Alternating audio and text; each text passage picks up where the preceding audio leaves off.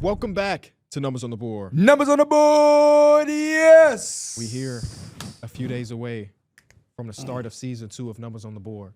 Technically, this is kind of like the season finale of season 1, if you think about it. Yes, it is. Is this the finale or is this the off season? Nah, it's the finale.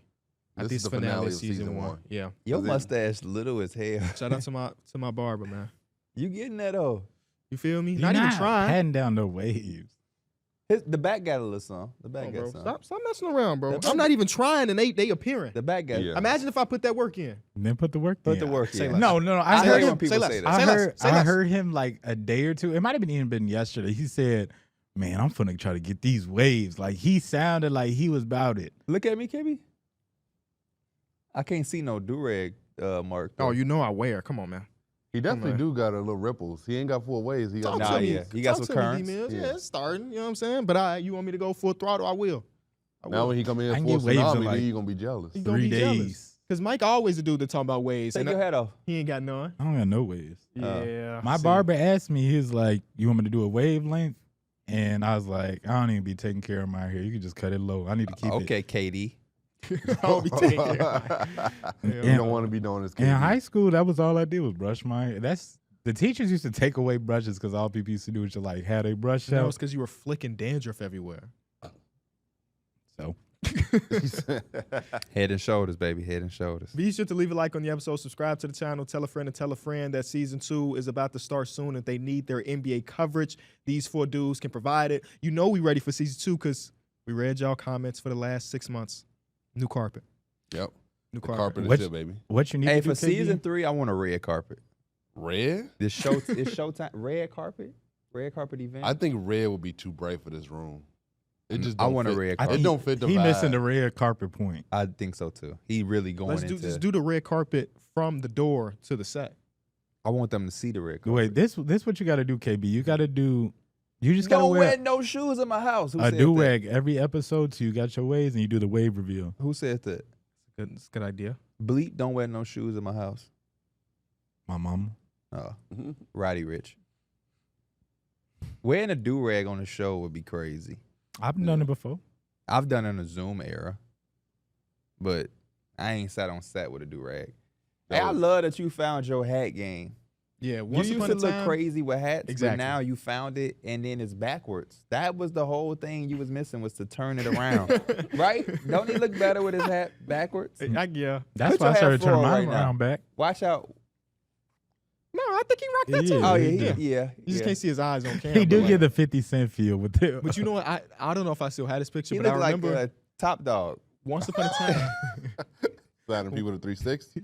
Once upon a I ain't saying time, that. you went to like the Shed Aquarium or something, and you had a Bulls hat, some Air Force Ones, and some white shorts. Did any of it you know- match? you know what I'm talking Wasn't about? this in high school? It was around high school, maybe a little bit after. Did it match? Yeah, it matched, but he had a hat on, and I was like, nah, that ain't for Oh, bro. I know. The Bulls had. Yes. It was in the back of my old car. I used to have it just sitting in the back, like on a with a I window. remember and it. Was it a snapback too? Yeah, it was. I remember snapback. that. Snapbacks and tattoos. That was like the only hat that I ever had was growing up, and I don't even know why I had it. It didn't even fit me. Pierre, right though, you did find it, man. The hat is you. Yeah, I love that Enjoy hat. The one. Me too. Yeah. Hopefully y'all. Well, they sold out, so I can't even give it a free plug. Sold out.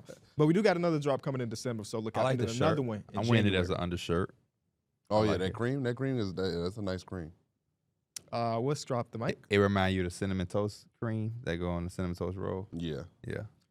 Drop the mic is does He thinking of one right now. The season I'm finale, gonna let brother. y'all get y'all laughs out because I always got it. It is like you was thinking of it. Right. Is you done, D-Mill? I'm good. He said the drop the mic today is Are there cases or do you believe that rushing your players so it's better or like he's ready for the postseason actually work? Or is it more so just luck? You have to be lucky to just be healthy once it comes about that time. rushing him, you said? So he's already hurt? No, I say you have to be kind of lucky. To get what? Just to be, I'm asking. So we always have players, especially the top players, that kind of not injured. Even if they're a little injury prone, there's like we want our main goal is to make sure he's ready for the playoffs. Oh, okay. does that ever actually work where you see it where he's rested or whatever and like he's just good to go for the playoffs and it actually is successful? 2019. The Raptors. I didn't really think that was like. I guess it could That- work. I I think thought he that's was just missing games. I think that's Honestly, the only obvious case study that says yes. Everything else says no. right? Even the years after for Kawhi, I'm a rest, and then we get to the postseason, I'm injured, and then I'm team play the damn games, but I understand why people wouldn't. So I I mean, it worked think for it's the Spurs. mostly luck. Work for the Spurs. They big three was always healthy. By This the time question they came kinda playoffs. drives- No, but they weren't wasn't sitting. They were sitting out maybe strategically. twice in a month, maybe. That's the first thing I thought about too. Is like the Spurs, and I guess especially once it gets to like the 2010s, where they were definitely a little bit older, they won the one chip. But I don't even remember if that was really prior to that chip. They were really doing that too. I think balance. So I Yeah. think you have to play because the more you play, the more your body is activated and accustomed to the mileage that you're eventually going to put on it. I think that's one of the things that kind of lose the balance for Kawhi is that they try to sit him, and then all of a sudden in the playoffs, like against the Suns, he is killing and he is going hard, and every move is robotic, and he's making every shot. And I guess the impact of that is on his body. Like, whoa, we ain't did this in a while. Mhm.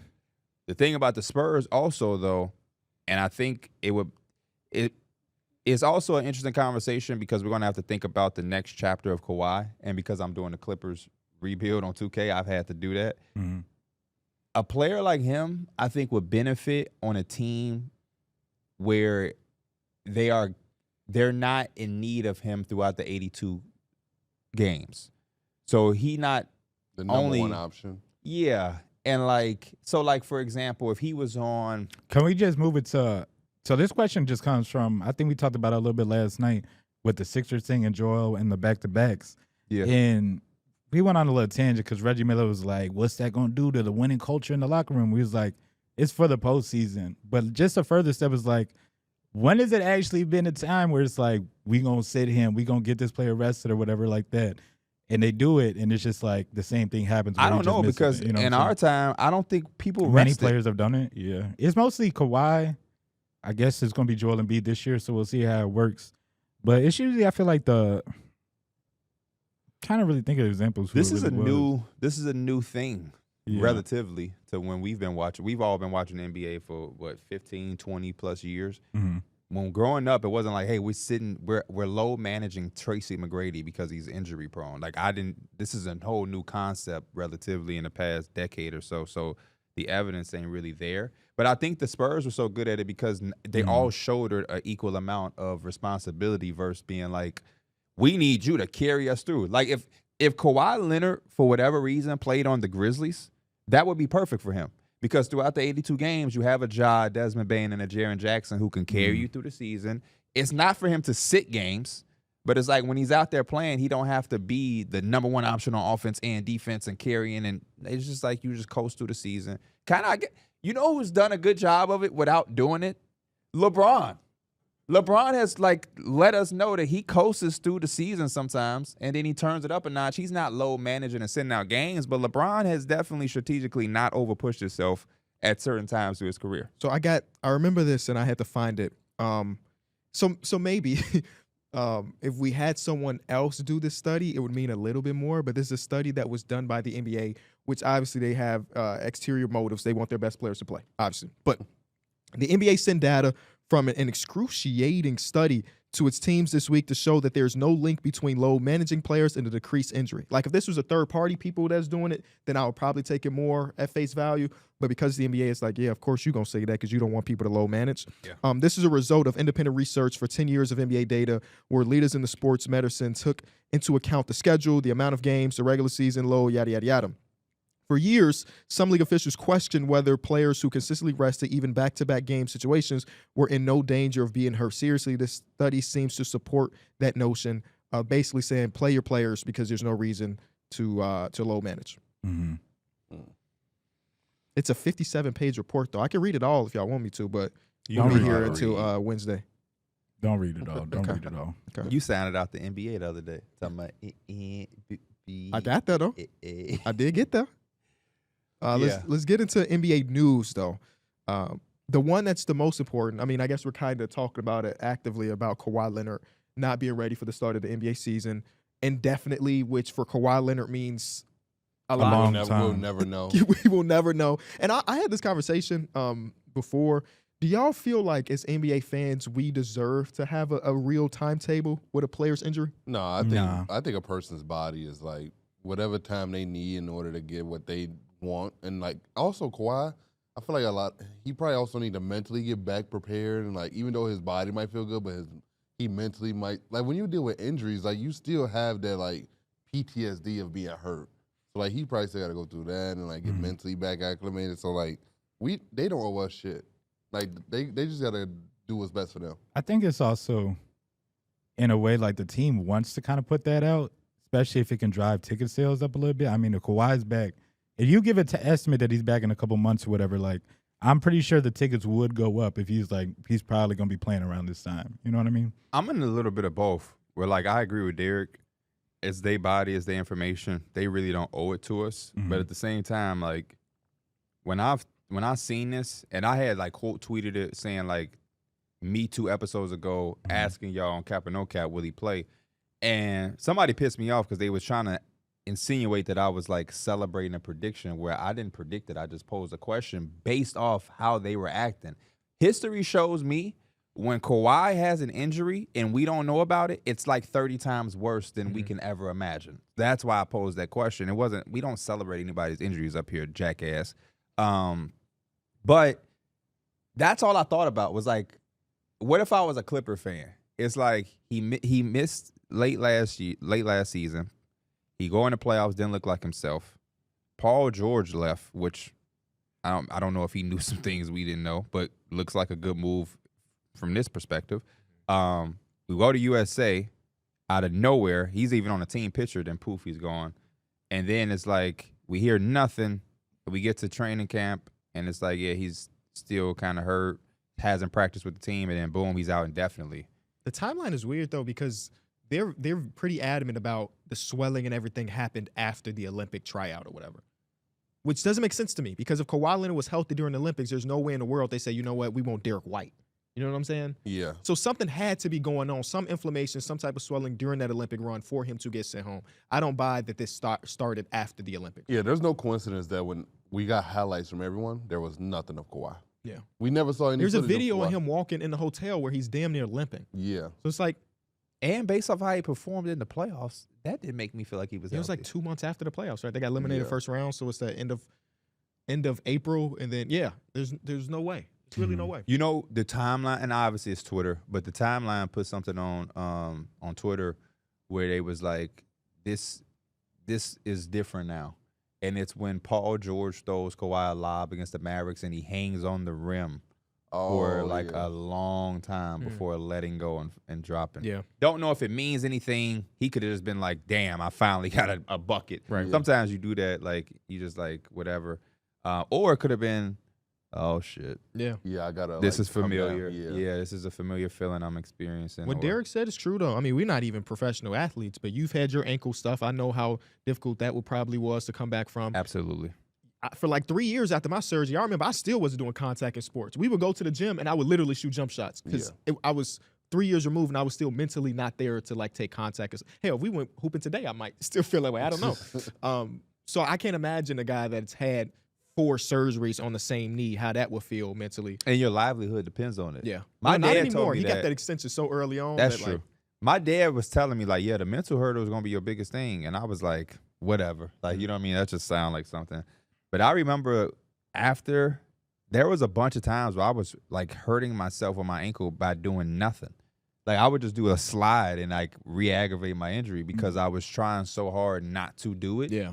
That I was doing it. And that's why I guess they say the mental hurdle is the toughest thing because if you're trying to play to not get hurt, you're going to get hurt. Back in the day, you had your quad. Was that a That's mental very hurdle? interesting. They still hurt to Quad this day. injury is crazy. Yeah, quad. I cannot quad's one of imagine them it. weird healers, man.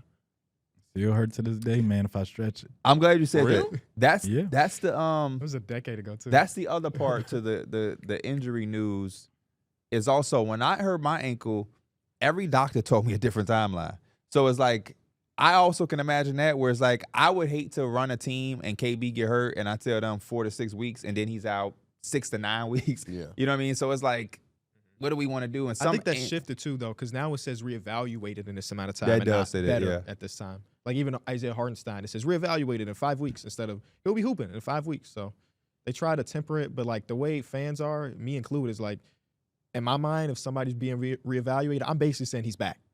Even I if that mean, means that's he's what it still getting should be, extra right? money. He's being reevaluated to make sure that he can play. Yeah, yeah. It is trying to make it sound sexy, but it's super. I'm sad because I like Kawhi Leonard. I think the basketball is good when he's playing, and The NBA feels different when Kawhi's playing, man. because it's been so. The last time we've had a season without it ending in some type of way for him was like the bubble, which feels such a long time ago. That's the pandemic. Yeah, he went out on his terms. On Yeah, that part. we haven't seen it since, and that only makes you feel like we could be headed down some road that none of us really want to go down. And the worst thing about it all is like when Derrick Rose was having his injuries, it was one thing. Kawhi will go out. That Suns series, I could not believe he wasn't able to finish that. He was giving us best basketball in the world, and then just it was removed from us. Like, hey, by the way, he's done. Yeah. He ain't get hurt on a court where we saw him limp off. It was like he just had an incredible game, and then we get an update the very next day, like, yeah, He was questionable. Then it went to doubtful. and then he's gone for the rest of the playoffs. It was like, damn. Lonzo Ball is back. Speaking Hey, of man. injuries, Speaking of mental hurdles, don't seem like he had any at all. I knew that mental hurdle was gone when he dove out of bounds getting that ball. Yes. And I was like, whoa. Yes, bro. Mhm. Were you in Discord with us? no. He was. No, on we Discord. That moment made me so damn hyped, bro. Yeah, that you could definitely. I feel like he probably gonna come back and he gonna that preseason game, it gave me a lot of confidence. It So- probably gave him a lot of confidence too. Game 1, 15 minutes, 10 points, a couple made threes. Game 2, 15 minutes, 11 points, 3 made threes, 2 rebounds, 3 steals. He looks pretty damn good for somebody that hasn't played basketball in 1,000+ days. That Mhm. first shot That's going in crazy. has to be such the biggest reliever. Yes. Yeah. That corner It was three an when it went icebreaker. in, Yeah. it's like And it was a play that I love that Billy Donovan had a play designed for him when he got it into worked. the game. Dante Yes. DiVincenzo was surely helping and gave him that corner three open. I love the first game because like I kept saying like you could tell he didn't have his lungs with him, and that's like after you ain't played basketball, especially at a high level like that in so long, it's very understandable. It's gonna take a few games, but like I think he could kind of tell he was about to get subbed or whatever, so he just threw a 3 up and it went in, and he ran right to the bench for say like Yeah, he it was ain't a dapped dead nobody ball. up. He went right He to went the right to the bench. seat. Get Right. sit your ass down. Yeah, but shout out to Zoe, man. That was pretty cool. I love the afterwards. Kobe Preseason. White gave him the ball. Yeah. Yeah. Zach LaVine gave him the signed jersey. Yeah. Seemed like That's it meant a dope. lot to him. Hey, man. Vibes The high in vibe- Chicago? It Is seemed that's the Zoe effect? Last time we had good vibes. Vibes were high, but then I seen Vucevic give up a dunk, and I was like, "What are you doing? What are you doing? Like literally, what are you doing? It's Rudy or whoever the hell y'all was playing. Yeah, It's it just was the Rudy. dude went right behind him and dunked. And I'm like, what are you doing? But you know what? The Bulls are playing at the highest pace of all the preseason, and there's a few things that carry over. It's 3-point frequency and it's pace from preseason. Who knows? Who knows? They're gonna be bad. How but you they feeling might be about fast. Josh? Huh? How you feeling about Josh? Indifferent. He missed 4 layups in that Lonzo Ball game, and if it wasn't for Lonzo coming back, I would have had a tweet ready for his ass. Not just 4 layups, Mike. You remember the fast break layup? I that he seen the one literally where just smoked? he was at the rim and it hit like the back rim and it popped out. What about Patrick Williams? I hated Patrick Williams the first game of the preseason. I'm back. Last 2 games, he's been looking good. Okay. Last 2 games, he's been looking good. Patrick Williams' expectations have now changed. Once you get $90 million, we stop treating you like a kid. Yeah. That's why I said okay. We'll see. We'll see. But Kobe White looks great. Zach LaVine, happy to have you back. And then Ayo Dosunmu still dope at basketball. Modest So, Buzelis. been fun to watch Modest. I He's think a it's real gonna be a rotational very player. fun year for Chicago, and that's what I've been wanting. That's all we want. That's all I've been wanting, All we man. want. Lose some games, be fun. Yes. Go get Cooper Flag and be even No, more fun. like real shit. Take a page out of their book. If you're not going to be good, be fun. Be fun, That's man. exactly. Imagine being. it gotta suck being a bad team, and then you got a slow pace. Yeah. Nothing dumping great it happening. down. Yeah. Well, they set their goal last night Can't was to shoot shoot threes. 50 threes. Yeah. They There's shot been a couple 57. teams in the preseason that average around like 53s per, like 53 attempts per game. It's been fun. But shout out to Lonzo Ball. Shout out to Lonzo Ball. Next bit of news. So we're gonna talk about the Knicks here. Because yesterday, Mikal Bridges shot 0 for 10 for 3. Yes, he did.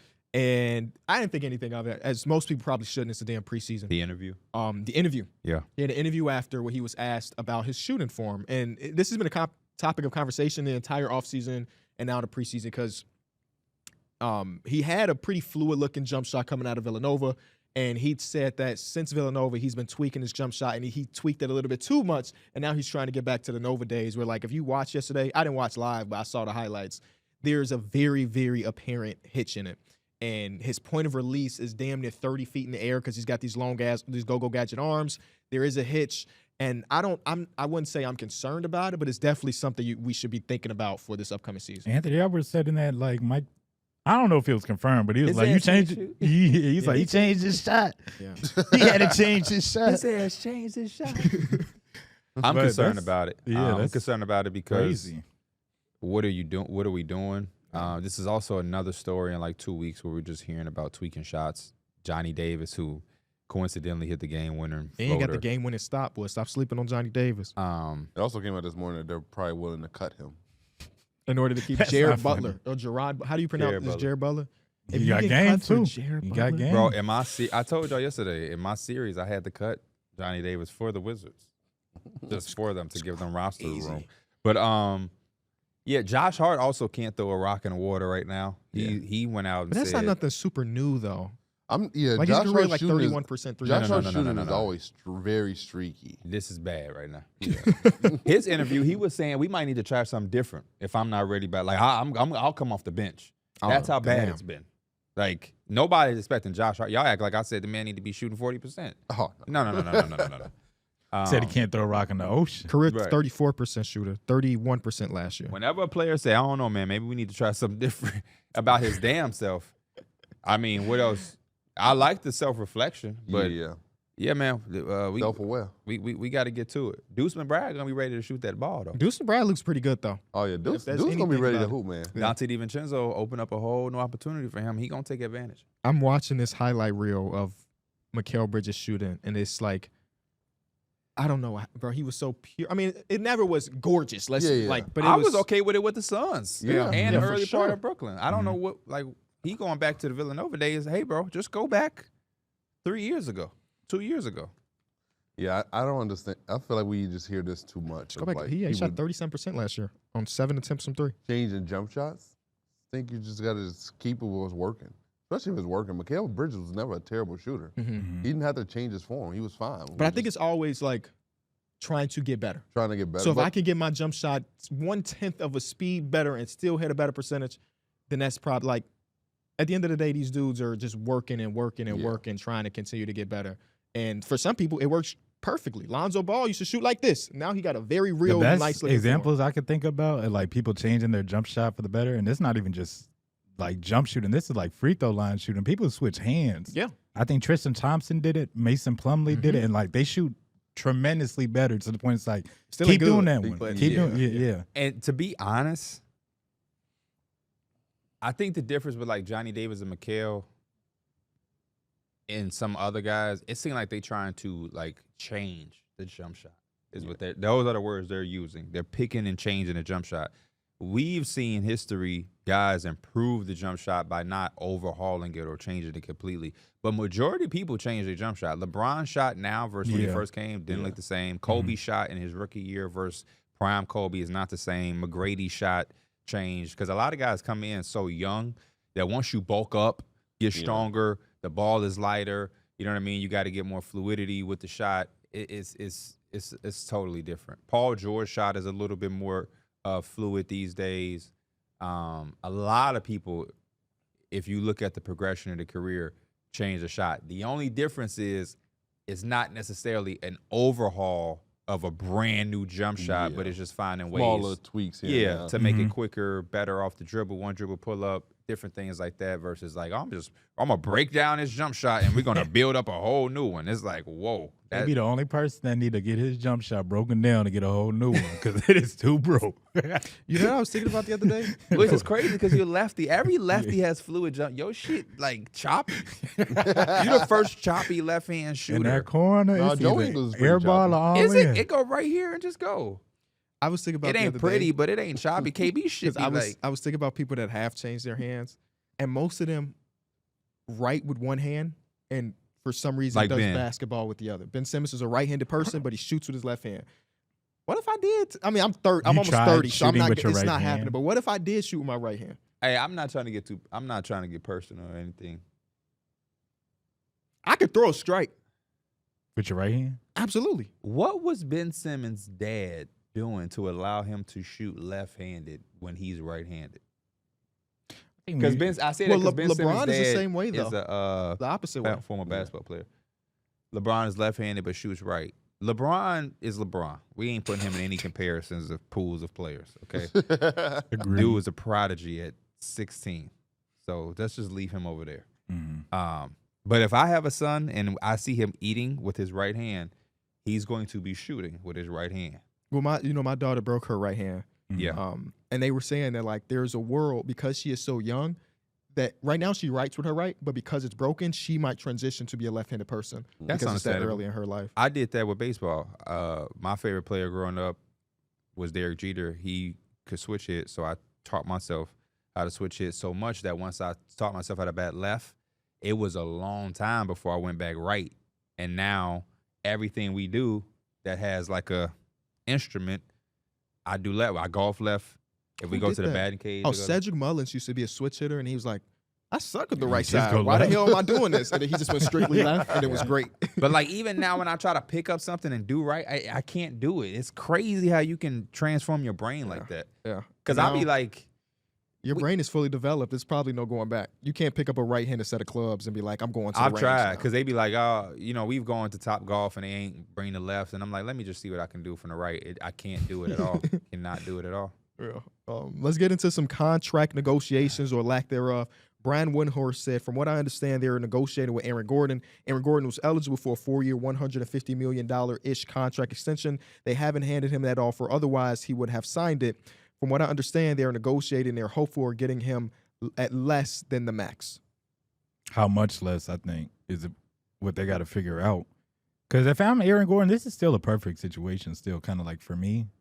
And like I'm thinking if I'm in his shoes, it's just I don't want to get like underpaid or whatever just because y'all really can't afford it. Hey, I'll be honest with you. If Aaron Gordon gets a max, the window's closed. Yeah. There's no way to get your team better. No, yeah, and Aaron Gordon is like he's the key role player to this unit. Like he guards the other team's best player. He's guarding the four. Aaron Gordon does a lot of dirty work stuff that you're not gonna be able to replace. MPJ can't do that. MPJ. So are you for him getting a max? Yeah, I am not. He is not. You said yeah, like y'all. Because at that point, they would have 4 max players. How do they make their team better? If they don't give him the money, someone else is gonna give him the money.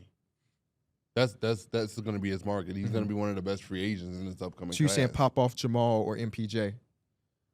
MPJ, I would definitely try to shop MPJ, not Jamal. If it's Jamal, nah. But MPJ, I would have to move on for Aaron Gordon. Because I understand your argument. Like I think Aaron Gordon is more important to that team's success than MPJ in the grand scheme of things. But MPJ just adds something that nobody else on the team can. Maybe it's Julian Stroughter this year if y'all been watching him. Mm-hmm. But I think both of them do the same thing. Like MPJ is like a lethal shooter, but Aaron Gordon is such a damn great defender and lob threat, and he does all the other things that don't show up in the box score. MPJ is. Which one would you have more ain't- confidence finding to replace? If you lose Aaron I Gordon, feel like I would feel more comfortable finding a 3-point shooter. No. He's not I- just a 3-point shooter. He's No. a 6'10" Yes, sniper.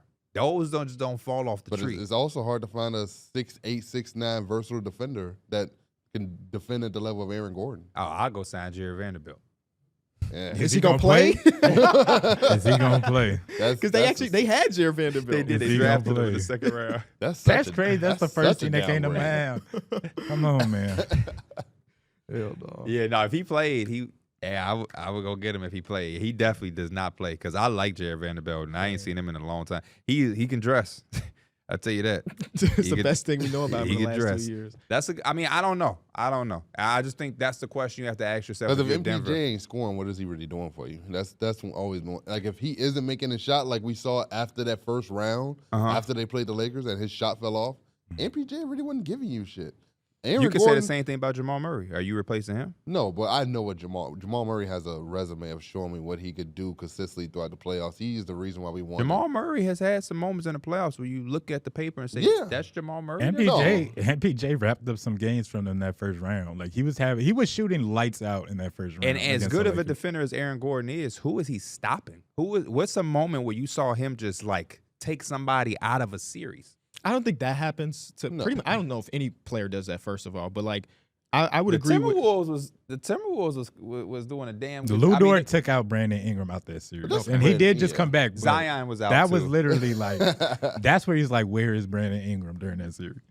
Yeah, I mean, I would say in general is where when I watched that Minnesota series, I thought they looked best defending Ant when it was Aaron Gordon instead of KCP. KCP was just too small, and you didn't stop Ant. I mean, Yeah. Game 7 he was kind of stinky, but like otherwise he had a great series. But I don't know. I think I would agree with Darrick. I think that the one thing that MPJ does do, and maybe it's just a small marginal thing, is because he is 6'10", he clogs up the defense just a little bit more. He's not a great defender or even a good defender, but having a 6'10", then a 7-footer, and then a 6'8" guy, you're just big positionally. Yeah. If you agree with Derek, why aren't you giving him a max contract? Because I think it pigeonholes their team to be this way, and their ownership group, they don't like paying a lot of money anyway. So if you have 4 max players, that leaves no wiggle room. You're obviously not trading Nikola Jokic. I don't think you're trading Jamal Murray. He just got his 4-year extension this offseason. Michael Porter Jr. is a guy that could potentially get shopped around, but he also provides some stuff that's hard to replicate. I think you want to keep him, obviously. Yeah. But, like, I also think that everybody that's good shouldn't get a max contract. That's who we are in basketball. Even the next thing I'm going to talk about, everybody wants a max contract, which makes sense, but everybody shouldn't get one. We put ourselves in a position, especially with the second apron now, where everybody is thinking they should deserve this max, when in reality, there's no middle ground to the NBA no more.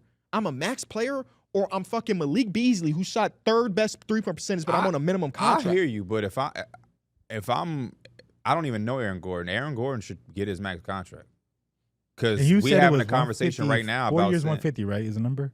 4 years, 150-ish. So that's 37 and that. That's 30. Look at the basically conversation 38. we having. Mhm. You got to pay him. Yeah, $37 million is the market for a guy like Aaron Gordon now. OG Anunoby just got over $40-something million And a year. that's absurd to me, too, though. Mhm. Yeah, I thought it was too. But shit, he got Phenomenal players. Yeah. Amazing players. But, like, I'm just thinking of having 4 max contracts is impossible to maintain.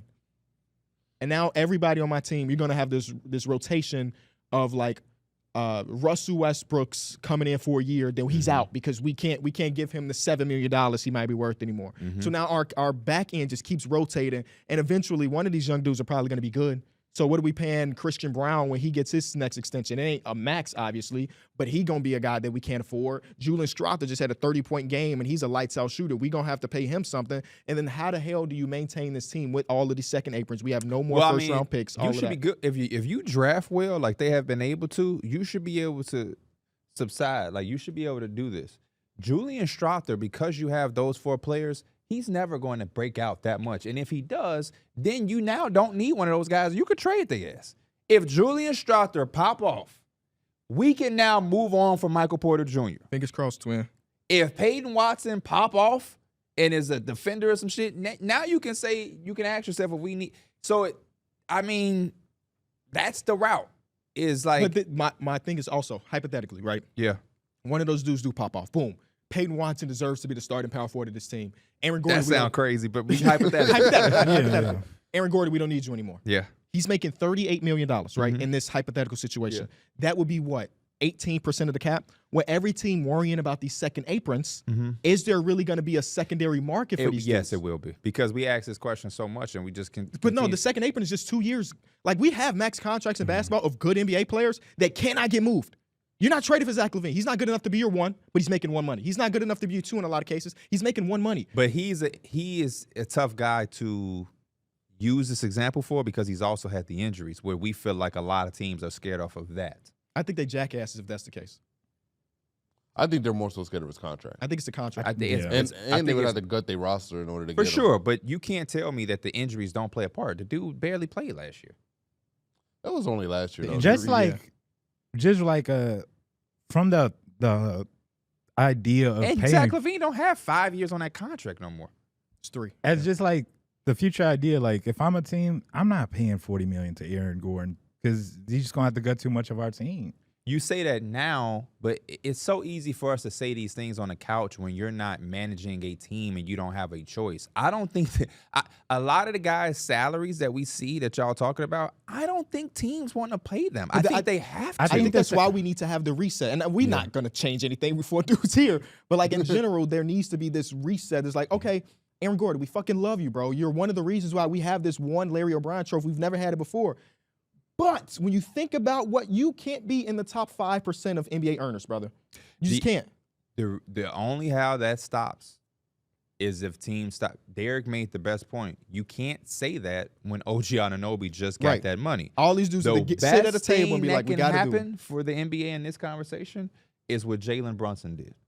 If you get a couple more of that, but when Fred VanVleet got that contract, come on, bro. Yeah. And I love Fred, and I was happy to see him get the bag. But you can't go up into a Michael Porter Jr. and then say, hey, $25 million. It's a report that you probably finna bring up. Jalen Suggs want $30 million. Yeah. You shitting me, so Jalen Suggs want $30 million, but y'all gonna tell me that you not paying Aaron Gordon? I'm not paying Aaron Suggs either, or Jalen Suggs either. Yes, you are. I bet he get paid. I'm not saying he's not going to get paid, but I'm saying there should be this. I'm living in this. There should be a lot. I'm talking about what's going on. If he is asking for $30 million, it's for a reason. He's going to get $25 to $30 million. And when he gets $30 million, you then cannot go to Aaron Gordon and say anything about what he's going to ask for unless it's $60 million. And we're agreeing here, though, but I'm saying there has to be this reset. It has to be, but where does it come from? I don't know. I don't think it's gonna happen with the cap going up too, because a lot of it's not. It's going up, but the second apron is right there. Yeah, the Orlando Magic should not be a second apron team. They're gonna have 3 max contracts. Yeah, they should not be a second apron team. Their average age is 24. Yeah, I remember when Duncan Robinson got the $20 million, and every shooter now was demanding $20 million. And now every shooter is on a minimum now. But every shooter's on a minimum. But my point is, was every shooter wrong? No, because once Duncan Robinson got the $20 million, now I'm worth $20 million. Bro, that also reset itself, though. Yeah, that definitely did. It did because now we got shooters getting minimums. Right. It did. But also, that's too far. There's extreme. Yeah. These dudes shouldn't be on minimums, but they also shouldn't be making $20 million to be shooters. It's just some of their should be on minimums. I'm sorry. I'm serious. There is a world where shooting is an elite trait to have in the NBA. But there's a lot of these guys where 1 year you're 40% shooter, the next year you're 33. No, we need shooter. I need JJ Redick consistency if I'm giving you that premium money. If not, you're going to be a $2 million to $5 million guy who's going to bounce around on team after team after team trying to see if they can get your 40% three-point shooting. There's a 26-year-old shooting guard that signed for 25. He's not even 26 yet. 25-year-old shooting guard who's been in the league for 1, 2, 3, 4, 5, 6 years. He is a career 39% three-point shooter on 6.5 attempts. Y'all know what I'm talking about? He signed for a minimum this offseason. No, I don't. Off the top of my head. Gary Trent Jr. Yeah. 38.5% three-point shooter. I rounded up. 39% three-point shooter on 6.5 attempts. He's playing for a minimum right now. But if he does what he's supposed to do, because he's in a perfect situation, he's going to be back in a conversation. Not a max, but that's tough to say. Because last year, the dude that was in this position shot 7 threes a game and shot 41%. Who?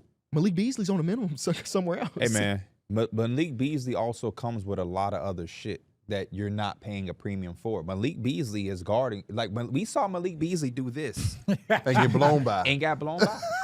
Pulled up the shorts with it, too. Like, I'm just saying, like, there's levels to different shit. And Malik Beasley is very bad defensively. And was even worse because you were on a team that had nobody surrounding him on the perimeter that was like giving you anything. They did set him up. You got to be our stopper, Malik. They did. I agree. They did. But going to Detroit, having me as a damn stopper. Yeah, I would never. Going to Detroit ain't finna help much. Yeah, no, he's not gonna get the PT to start. Get some shots next to Cade Cunningham. But I mean, Detroit feels like a spot that if he does play well, he'll get a good contract from Detroit themselves. Oh yeah, instead of hitting the open market. I think so too. See. I mean, good contract again, more than a minimum, I'll say. Right. Okay, I get what you're saying. And I think at this point, that's all you can ask for in this league is some security. But I just think that there something is going to have to change it. But I'm just saying right now, the players ain't going to change it. No way. Aaron Gordon sees that. Aaron Gordon's not telling him people we'll take a pay cut for it. No, and if I represent Aaron Gordon or if Aaron Gordon was doing an interview with us tomorrow, I would tell him, get every buck you can if they're going to give Jalen Suggs $30 million. The one thing I'll say about the Magic, though, at least them dudes young. Yeah. It's like an investment for the future. At least they young. Yeah. That's the only thing I said. They young and they've had success. It ain't like they young and they went on a 28-game losing streak. It ain't the Pistons. Yeah. Right. Yeah. So, I mean. K did get his bag, too, though. You know what I'm saying? K got his bag. Well, I mean, no, he he's should. Their core ain't he's the get the one bag, person. but he That's the should. person that Their that core he needs to get that is bag. getting the bag because, hey, you know. Next one, still on the topic of conversation, contracts. Rockets front office and both Jalen Green and Alperen Sengun's camps have had productive conversations, but both players have belief that they're max type of players. Rockets have presented both players deals.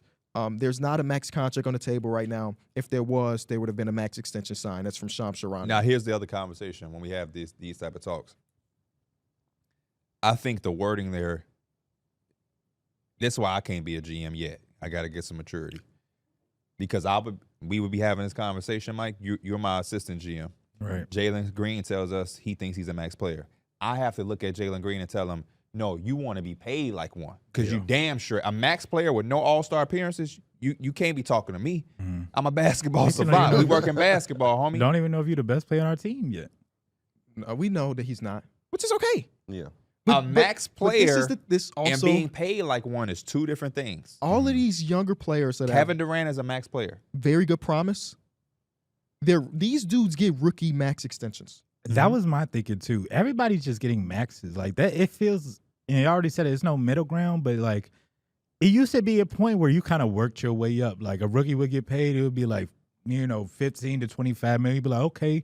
Usually it would be like around 20 mil, and then after that, when they hit like 26, 27, that's when the big maxes come out. It seems like they already going to 40 million. Monday is the deadline, though. So if they don't get it by Monday, then it won't. They will go to restricted free agency. And I'm not completely sure why GMs don't do restricted free agency. I agree with you. Yeah. I agree with you. But Everybody I think has it's signed the scaring part And you that don't have no choice. I think it's just the scary part that it's like, man, somebody could really just give this dude all this money, and it's like, I can match it. I can match it. Yeah. Nobody's giving him. Hey, if you know, yeah. I'm 1,000% agrees with KB. If somebody said he go $50 million, hey, now you got him. But if I'm on max extend him anyway, it's already gonna be a bag. So it's like that's what they also used to do back in the day. A lot of guys could beat they him did it with to Ayton. too. The Right? Suns did it with Ayton. They let his ass sit on restricted free agency for a And little the bit. moment he signed that contract, they said, we match it. Yeah. They used to do that a lot. No, I they remember. didn't even traded want his that ass. contract. I remember when Eric Gordon wanted to leave the Pelicans and go to the Suns, and they said nah. And Eric Gordon to me was good at the time, but it's like show it. The Bulls did it with Zach LaVine, if I'm not mistaken. they The did. Kings tried to get him. Sure did. It's like if you can go show us. Now the tough thing about that is it could hamper a relationship. Sure. To The Bulls say, did it with Jimmy Butler as well. to say, prove to me that you're worth this. But at the end of the day, it's business. You ain't gonna act like it bother you until you see that $40 million going annually be in that account. After taxes, it won't be that, but you're gonna have 40 M's. Hey, if I have to go and show why I'm worth what I'm worth as a podcaster, won't be no problem. Because once they hit the account, however I got it is how I got it. If I had to prove it, I have no problem proving it. But So a lot of guys have signed theirs already. Y'all think is Şengün the one? Would y'all have given Şengün the money? because I was playing 2K, I keep saying they both popped up for the Rockets, and I like manually did all 30 teams, so nobody let a star player go. And I was having the same conversation with myself, Darrick, because I'm like, when I saw that, I was like, I think Şengün is the guy that I would have comfortably given it to, and I would have made Jalen Green go prove himself. but Şengün also, we may like him better and value him more. He also ain't no damn max player either.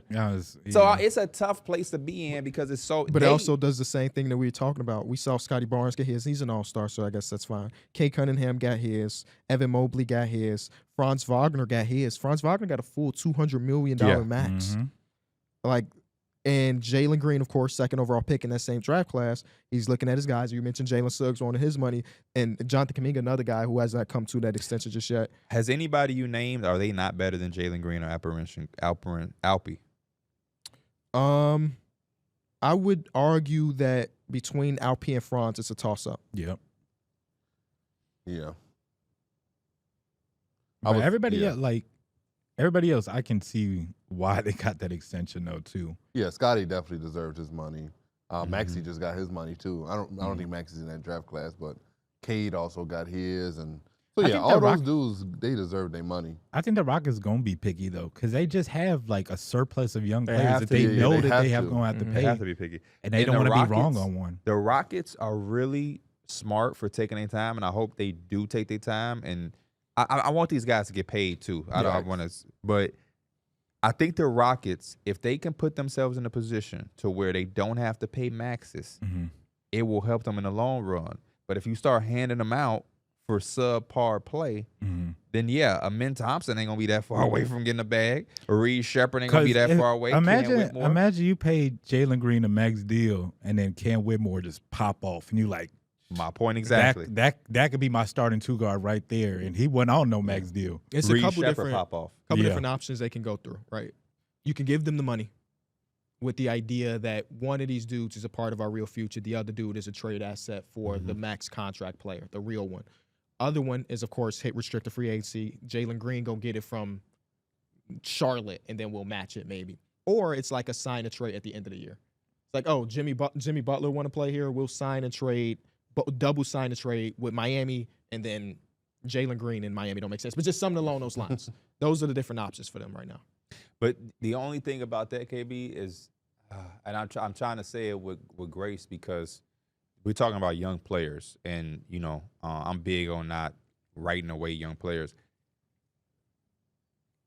If I'm these other teams, I don't want to pay Jalen Green $40 million. Yeah.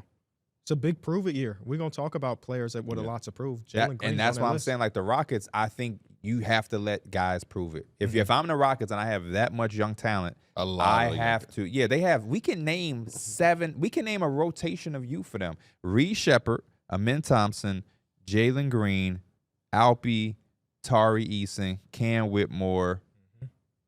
You say Jabari Smith Jr. Jabari. I almost called That's a Jabari 7. Parker. I know I was forgetting one. Jabari. That's 7. That's real. Yeah. That's a lot. That's a lot. You also have to protect the asset if you're the Houston Rockets, right? So like, and don't they got more picks coming? I know they did the deal with the Brooklyn Nets to get Brooklyn back their picks. I think they got extra picks in return for that. But like, you got to protect the asset, right? So let's say hypothetically you don't give Jalen Green his max, but you also don't want to match somebody else giving him his max.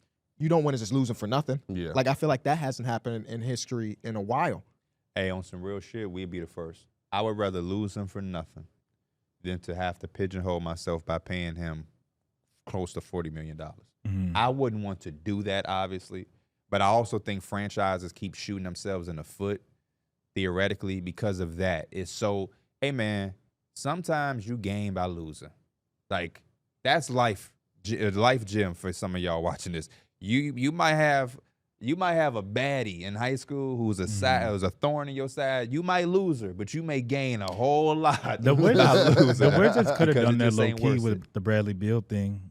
Well, nah, because he wasn't a young player, but just like a player where it was just like, we can just let him walk, or we can get something for him or pay him. And it was just like, out of all the possibilities, we just gonna pay him 50 M's. And just keep him. Their mistake was giving him that damn no trade clause. Yeah, that's another thing on there too. Then he had complete control over where he went. And hey, they off the contract. That's all that matters. You know who's going to show us some things? Who? The Timberwolves. The Timberwolves have been moving so savvy with all of their stuff and trying to predict the future and knowing that they have a 23-year-old star, so we don't really have to go too overboard with pigeonholing ourselves. They're going to have decisions to make. Rudy, Julius, you paid McDaniels. You got rid of Cat. They're going to make some decisions, and I believe they're going to make the best ones, and they're going to be forward-thinking with their decisions. Based off the way that they just traded Cat, a staple in the community and in the franchise, they're showing me that they are willing and ready to make the proper necessary moves to make sure that they have the flexibility that you need for a 23-year-old star, which I like. Those are the type of teams that are going to show us how to move and progress. It's almost going to be like baseball. That's what baseball be like. Baseball would say, we made a mistake. We pay him. Tigers, you could take him. We'll get 3 prospects. These 3 prospects, they'll play on an arbitration deal, $500,000 salary. Then we'll lock him up. He's 20-year-old phenom. We'll give him a 7-year deal, And we ain't got to worry about him no more. I mean, you can't do that in basketball, but Yeah. baseball be managing the shit. I done seen a lot. The Braves. Bryce Harper, they said you can go. And then they won the World Series. The same year. Yeah. Crazy. Yeah. Our best player, we say you can go. And then we win the World Series without you. I am the Dodgers.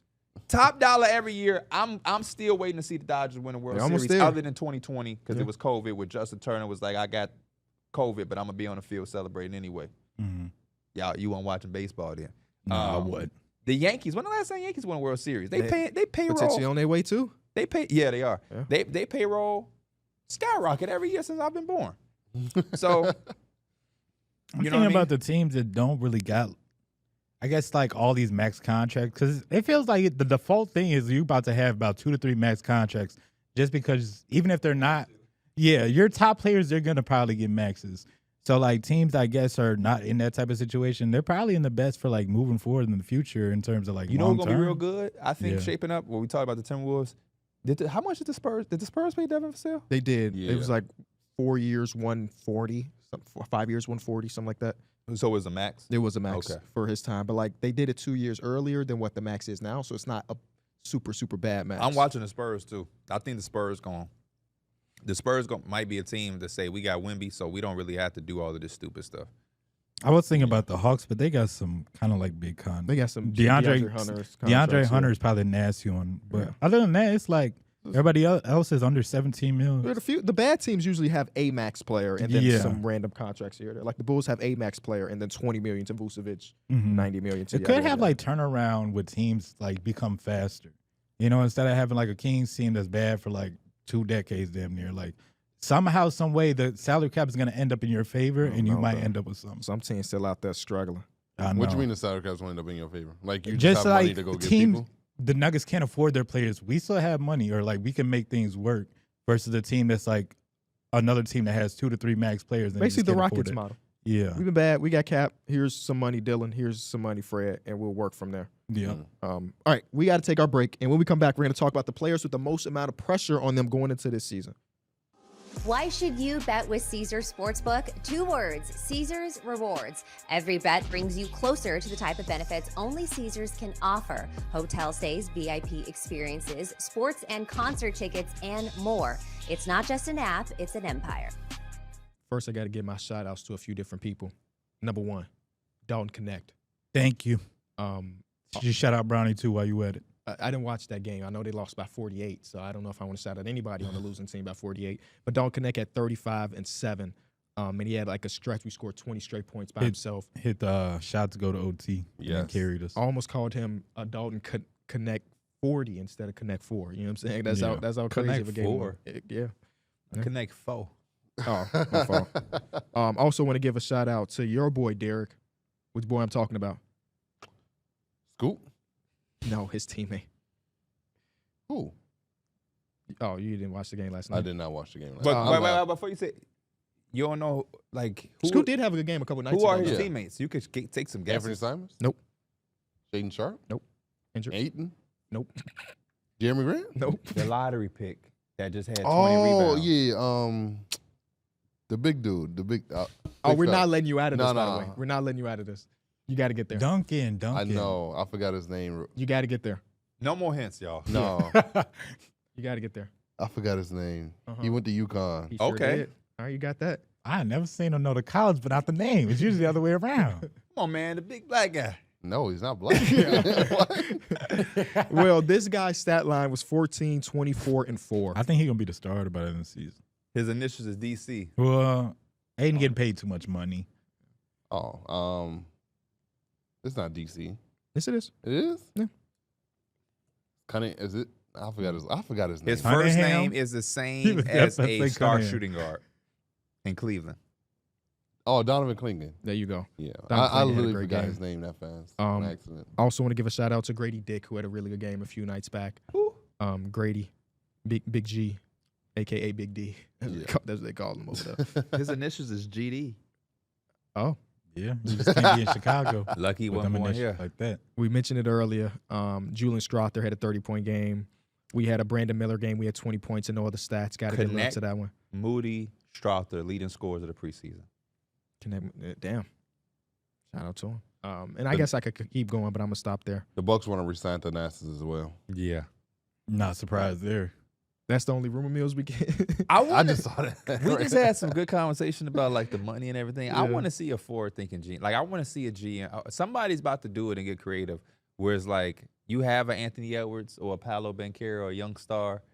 Well, I guess the Timberwolves are different because they Magic have a young core, but it's like, do I need to pay? Like you were saying, do I need to pay 3 players $40 million when I have this guy? Can I just keep shuffling? Well, I think with the Timberwolves, I think the big reason why they were probably intrigued by Randall, he can come in, hoop, build up. He's going to probably opt out of that contract. Now you just don't have to pay him.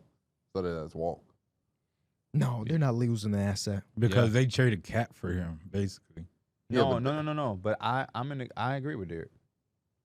I think they traded Cat so that they can have flexibility to continue to restructure around their young. They didn't trade for Julius Randle to resign him for $40+ million. Yeah, no.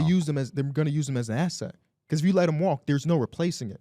It's not like, oh, now we freed up $30 million to go get somebody else. Oh no, They're already over the cap. I'm not disagreeing with that. I'm agreeing with they're not going to keep him for $40 million. He's not going to be a long term unless they win a championship like they did at my 2K thing. I was They just be thinking about like hooping. Yes. bro. With They Julius really do. Randle, they won a championship. I've been thinking about the backlash, and I guess it don't always matter to a front office because it's just outsiders. But like, you traded one of your, I guess, franchise players in Cat, and then they always bring it back like what you necessarily got in return. And for you to get nothing, it's just like Dante DiVincenzo will be there for the next 2 seasons on $10 million a year after this year. I guess And then the future first-round pick might be nothing. Dante gonna outplay that contract too, so they're gonna have to. 100%. He's already done Yeah. it. He's And done it then in the also, preseason. you got that flexibility with the money. What if you can go into free agency and maybe you get the pieces you need? And I just know you They ain't can't. gonna have that much flexibility because Nas Reed is gonna be back up. oh yeah, Rudy, Nikhil Julius. Alexander Walker. The reason they did this is to keep Nikhil. Nikhil and to keep Nas, realistically.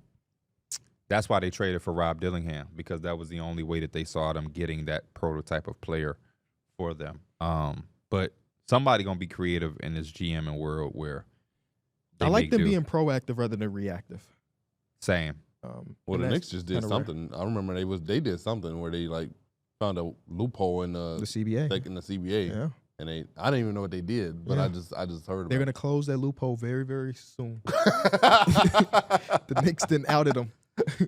We had some mistakes here. It was something like signing, was it DeQuan Jeffries to a $1 million deal? And because he was on a $1 million deal, he's eligible for this or something like that. It was something ridiculous. Like, shout out to the Knicks for being fucking nerds. They signed him to like some type of extension or something. Yeah. Right? Yeah. And whoever, and what was it, DeQuan? Yeah. He probably chilling. That's a free million. I ain't That's got to what- do nothing. That's what the report said. Like he wasn't gonna turn her down because he got some free money. Yeah.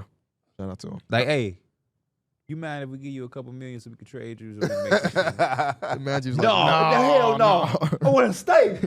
Y'all finna win. I want to go on a playoff run.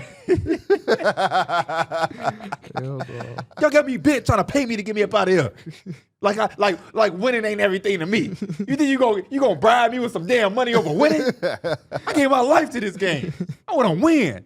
That's what got the league messed up. Everybody want a bag. I want a ring. He's out indefinitely with an injury right now, though. Oh my goodness, Some more that would be a incentive to crazy get that skit. bag. That's a skit. Tell a player we about to give you an extension so we can make the money match and trade you, and he like, hell no.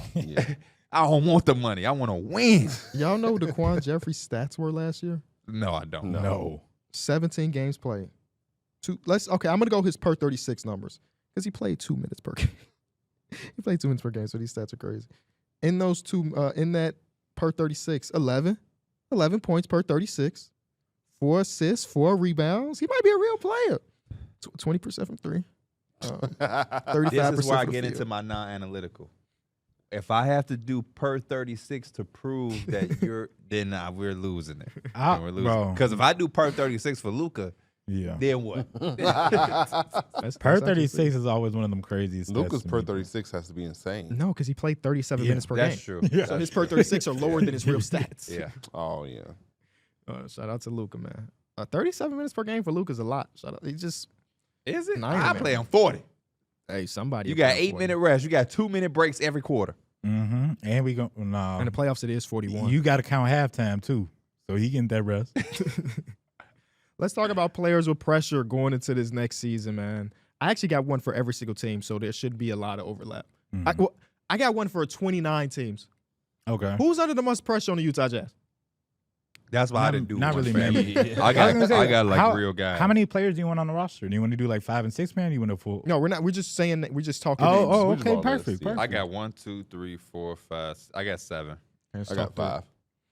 Somebody throw a name out. Let's talk about a guy for me, with some pressure. Jalen Green was an obvious name for me. He, coming in, he wants the max deal. I feel like he legitimately has to go out here and prove it. And the Houston Rockets said no. I mean, they said we're not going to give you the money.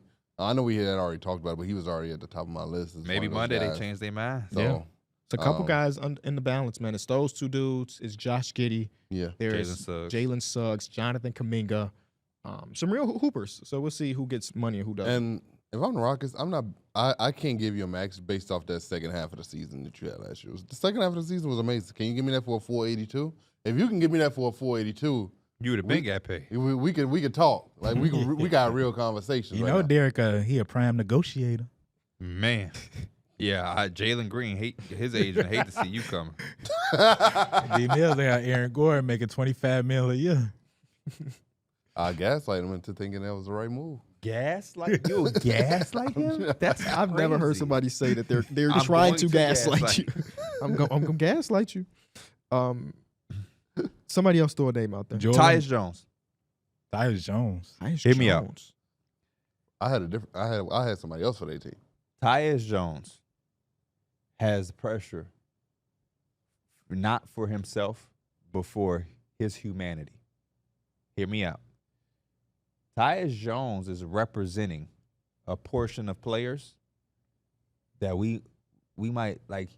He's a part of that group that got that scary feeling where he got signed late into the season. I mean, late into the offseason. Yep. He got signed for a minimum, I believe. Yeah.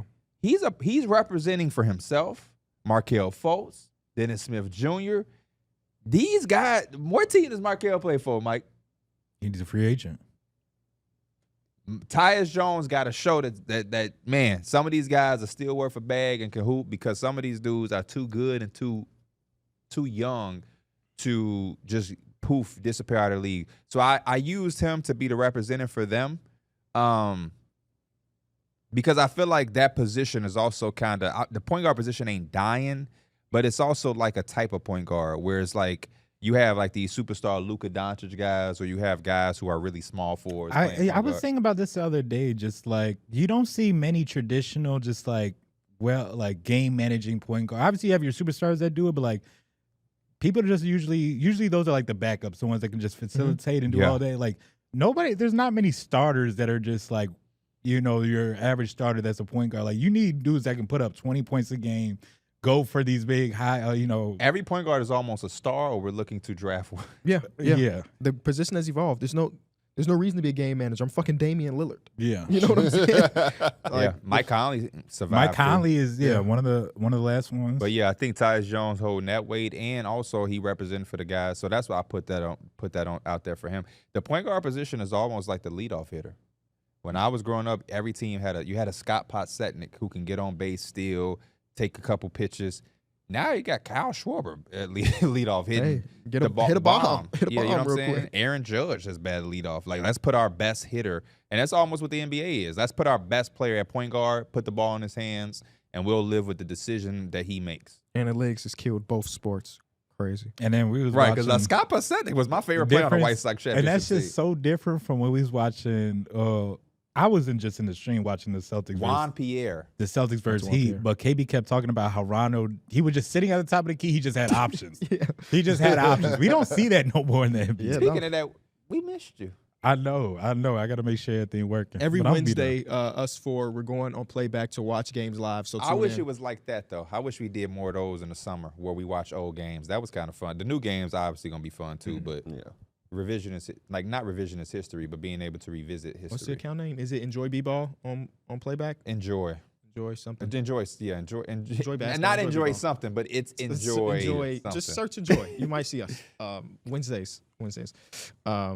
I think Bradley Beal's under more pressure on the team. He was the guy who I had as my guy for the Suns. Is he under pressure? Why he under pressure?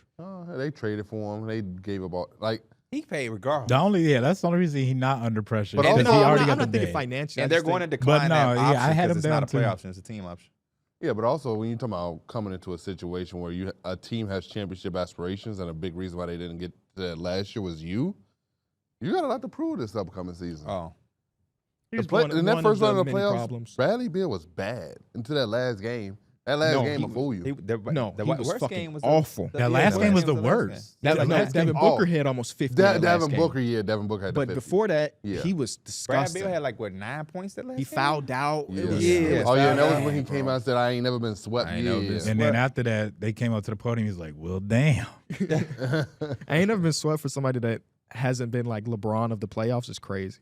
How many playoff series has Bradley Beal played in? That's lot. the one thing I didn't like about the Timberwolves. I know When he had a lot Anthony with Is the it- Wizards. I would Yeah. say 7. When Anthony Edwards came out, I was like, man, he Nah, maybe texted me not. like, you ain't never been swept before. And that's when they 7, came out my and they won guess that would one be game. around. Because how long was him and Wall? Because him and Wall was consistently in the playoffs. Not only were they consistently in the playoffs, they was getting. They made the second round Second a couple round. different times. How many times y'all think Bradley Beal's been in the I'm gonna go playoffs? 11. It sounds go- rich, but I'm gonna just do 11. I'll I go would say 10. 8.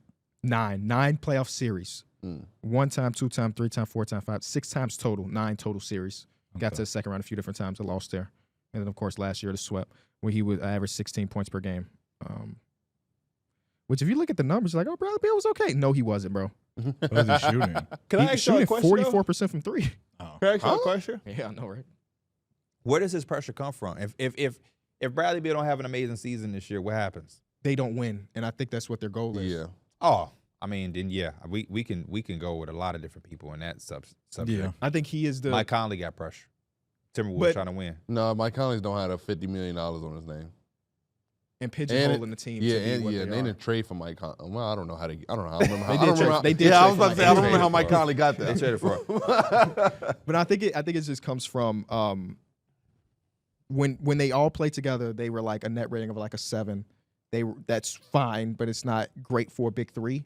He is like the port of the big 3 that's just not hit the spot where they want him to. Yeah. And in order for them to win, they don't need 35 point per game, Bradley Beal, but they need him to be consistently great and play basketball. No, games. they definitely do. I'm not saying that there's no pressure. I'm just trying to see like last year was so much shit going on.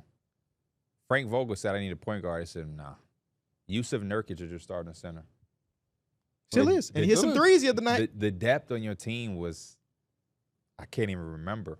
Didn't they sign Jordan I mean, I Goodwin? felt like Was their Jordan best Goodwin still pickup in was the league? Royce O'Neal once they got him. And that was in the middle of the season. Yeah. He did play for somebody in preseason. Jordan Goodwin was your backup point. Was your backup Bro, point he had guard? dropped like 20-some on the Lakers.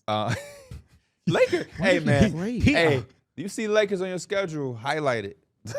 Yeah, was he on the Grizzlies or something? Jordan I'm Goodwin, looking I it did up see right him now. somewhere. But No, everybody want to go crazy in the Staples Center. yeah, Bradley Beal definitely got pressure. I think they all got pressure. Can y'all guess what team Jordan Goodwin plays for? Um, Oh, he just got waived 12 hours ago. So But- he's not on the team. He did play somewhere this preseason. Was it on the Orlando Magic. Mm-mm, Oh, I don't know. the Hornets? mm-mm. I thought it was the Grizzlies or Magic, so I'm out. The Suns. Nope. What team is it? The Lakers. Oh, Ooh, Laker fan. Ooh, my I stomach. I do vaguely remember us getting him. I don't do. remember that at all. I don't remember y'all. Every time I I've think we seen the had- Lakers, it's been Bronny. I thought it was like a 2-way contract. He's waived. Bronny is definitely taking over Laker media. Yeah. I ain't gonna lie, like I'm tuning in a Laker preseason game, but when I have, as I've seen Bronny, I've seen Jalen Hood-Schifino with that shirt on his jersey, like Lonzo. Dog Julius Burnett. Randle hit that the other night, too. He did, yeah, I was like, oh. in his Yeah. debut against the That's interesting. Bulls, yeah. But he got the soldier shit. Oh, so- yeah, true. I'll throw another name out there. Joel Embiid. Just a conversation around Joel Embiid is he can't get past the first round. Just basically stuff like that. So, especially bringing in Paul George, I think you're just in a prime spot that like this is the year you got to make a run deep in the postseason. Already got your MVP.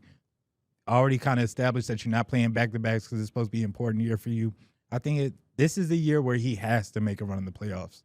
Yeah, I mean, I think he's under the most pressure of anybody in the NBA. Yeah. We recognize his talents. There's no Absolutely. avoiding that. But It's like there are so many star players. I would probably take over Joel Embiid strictly on the fact that those dudes play come late April and so on and so forth. Mm. And you just hope that their new experimental with him not playing back-to-backs is the way he becomes completely healthy in the postseason.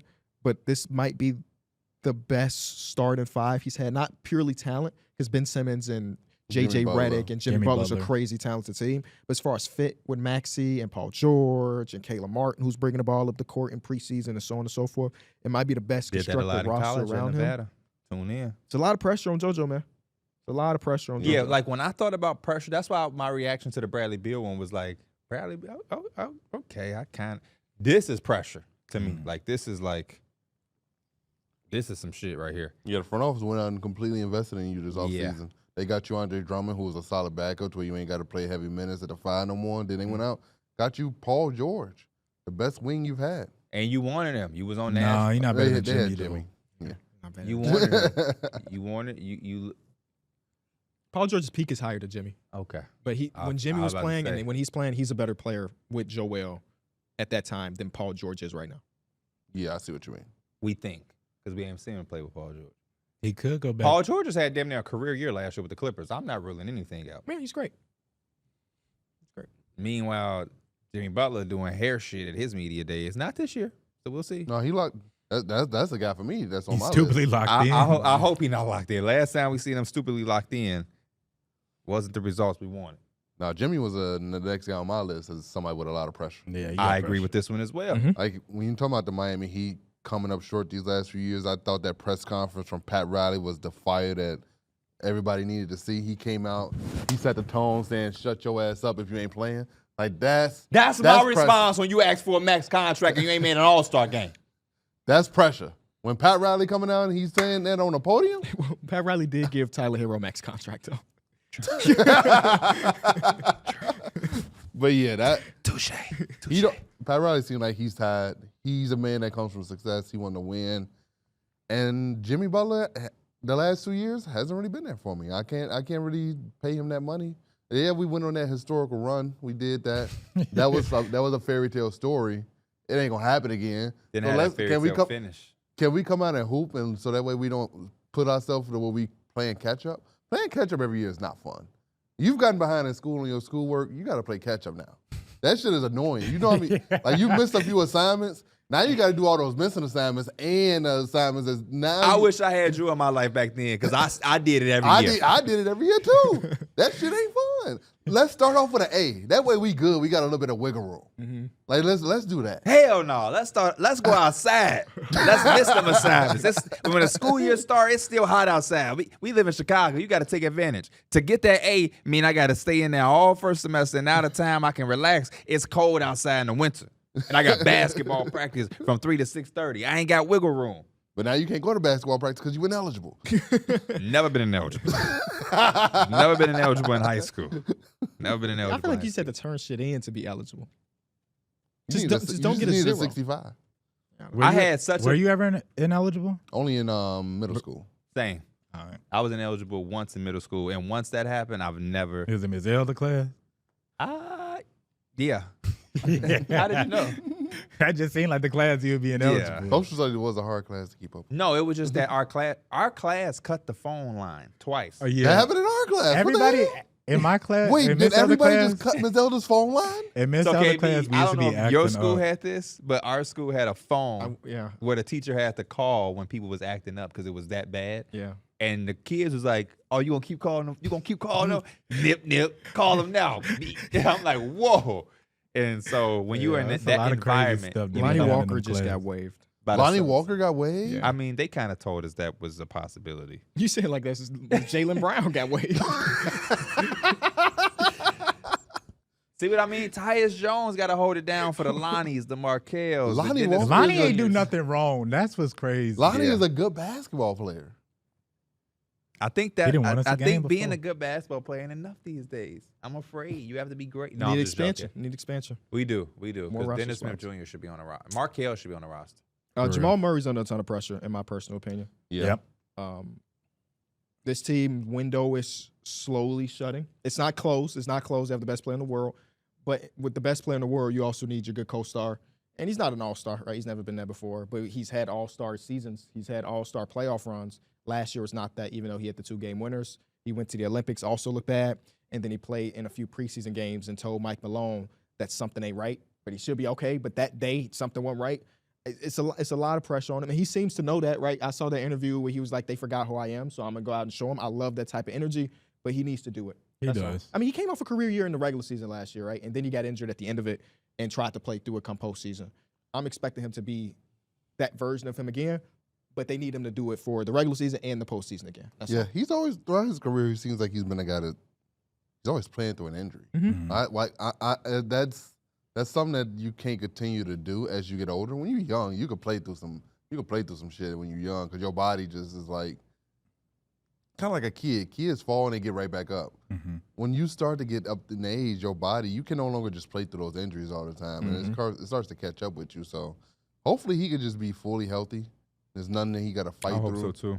Yeah, because I think about the shots he takes. He's probably one of the toughest shot makers in the league. Yes. In terms of like most of his shots are self-created or like they're off the bounce or something like that. He needs, like, especially with his knees and legs, like he needs those like underneath them I've seen to be him, healthy to be like we've super seen effective. him getting buckets on a bad hamstring, and it's like, damn. I seen Mike Malone turn a blind eye sometimes, but he done rolled his ankle before. Yeah. So he's definitely a guy that I like to look at as being under a lot of pressure. I got a guy. Deandre Ayton. The reason I have Deandre Ayton here is because you know what's funny? I considered him. You got the names I did not expect, so I'm know glad what's you bring I these considered up. it, but then I was like, the Blazers weak as fuck. I didn't want to put no pressure. Hey, it was a couple years ago. I was like, man, it's my big year for Deandre Ayton. He has not surprised me ever since that year. If he was on the Suns, I I leave would've him said alone that. now. But I leave now him I'm just alone. like, Listen, he's been shooting threes in preseason. F the Blazers. Yeah. This is pressure for himself. Yeah. Deandre Ayton got a contract. $30+ million a year. I don't know how many years is left, but it ain't that damn many. This year and next year. I was gonna say it's been some time now. When you look around the league, where could Deandre Ayton go? I don't know. Especially when I you're think talking about about New Orleans, baby. I think about like what would a contract look for him too? That and Because where it's would he go? definitely not no max. The Portland Trailblazers just invested a lottery pick at a position you play. And that dude just dogged last night. Boom. I look around the league. In order to acquire a Deandre Ayton, you have to give up something. What would the Pelicans give up to get him? They hate Brandon Ingram, apparently.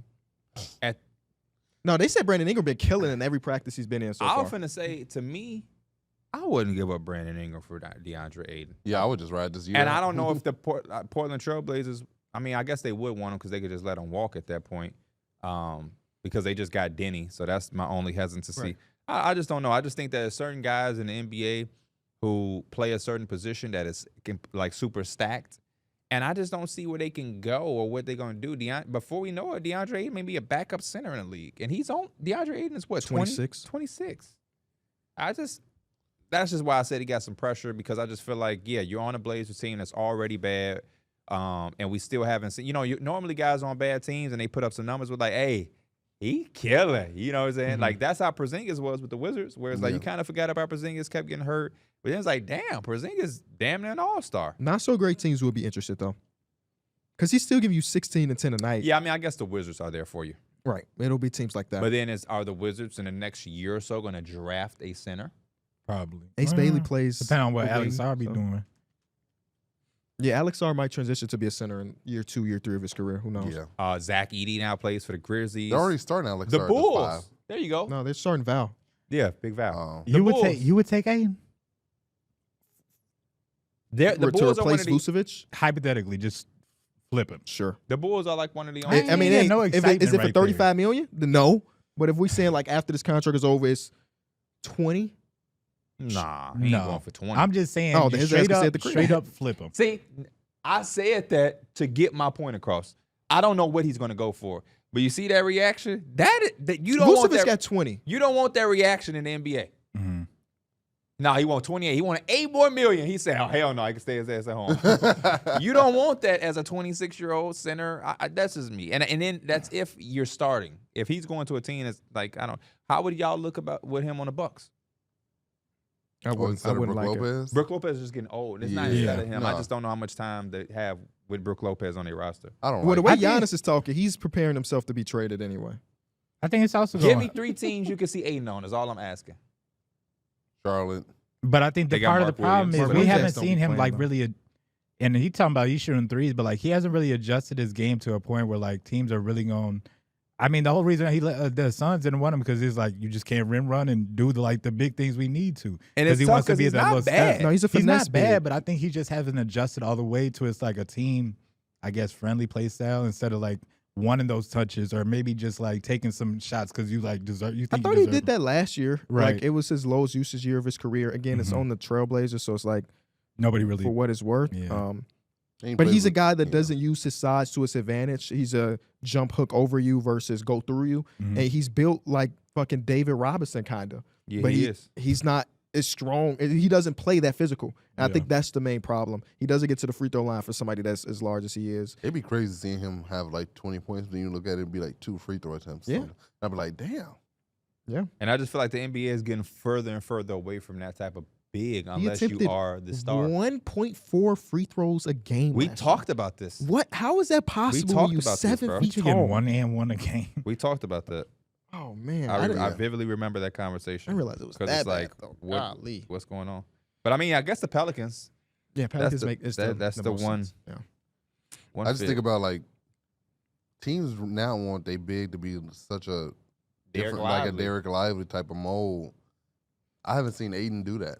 Yeah, Especially- they want the hard hat centers unless you're Jokic or Embiid. Yeah.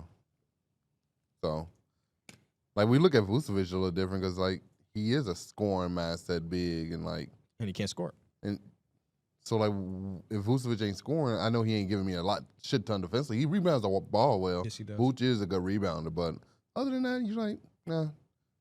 Kind of excited for Vooch's season Why so? because I'm a Bulls fan and I have to be excited about something. I fake was too because I played with them in 2K like for a game. It's like this is like your 12th time this episode. and it was fun. And it was fun. But when I seen him give up that dunk, he pissed me off. Cause he does shit like that. Then he look around like it's somebody else's fault. No, he's been, I don't know, it's preseason, but the new faster pace, I was curious to see how he would adjust. It looks pretty okay, man. He's setting some good off-ball screen. He's not looking to get a post touch very often like last year. We're going to win 24 games, but it's going to be cool. What if they're Hey. playing team? It's not a With With the Eastern, possibility. yeah, I I'd was be gonna say pissed. when in the Eastern Conference, it's not that far out of the realm. But what are you doing it for? at Lonzo that Ball point? gets W's. He does. He's the a way- winner. Y'all gonna have a That means Zach Levine's probably playing at all-star level. I think he's going to play all-star level regardless. It's just he won't be an all-star. It ain't been a season in Chicago than that first one where he was an all-star level. then y'all gonna have to pay him again.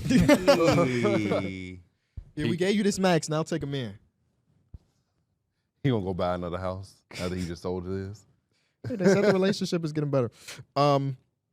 Maybe not the most ton of pressure in the entire association, but Ben Mathurin is under some pressure. He's on I my had him. list. I had him Oh, on yeah, my he's on my list. list. I had him on my list. Especially Whenever when you your talk team about the play that resurgence. much, when your team have that much success without you, pressure comes. But I think he fits a role of being a bench scorer that I think they could use because they kind of lacked that last season outside of T.J. McConnell.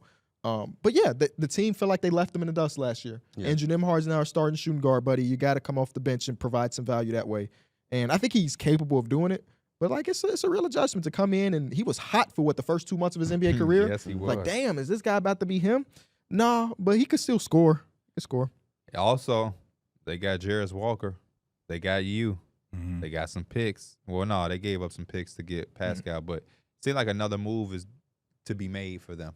Yeah. They paying a lot of people over there. Halliburton, Pascal, T.J. McConnell. You're about to have to pay Miles Turner. Nembhard got a little bag. See what you do with Neesmith got an extension, right? Yes, he did.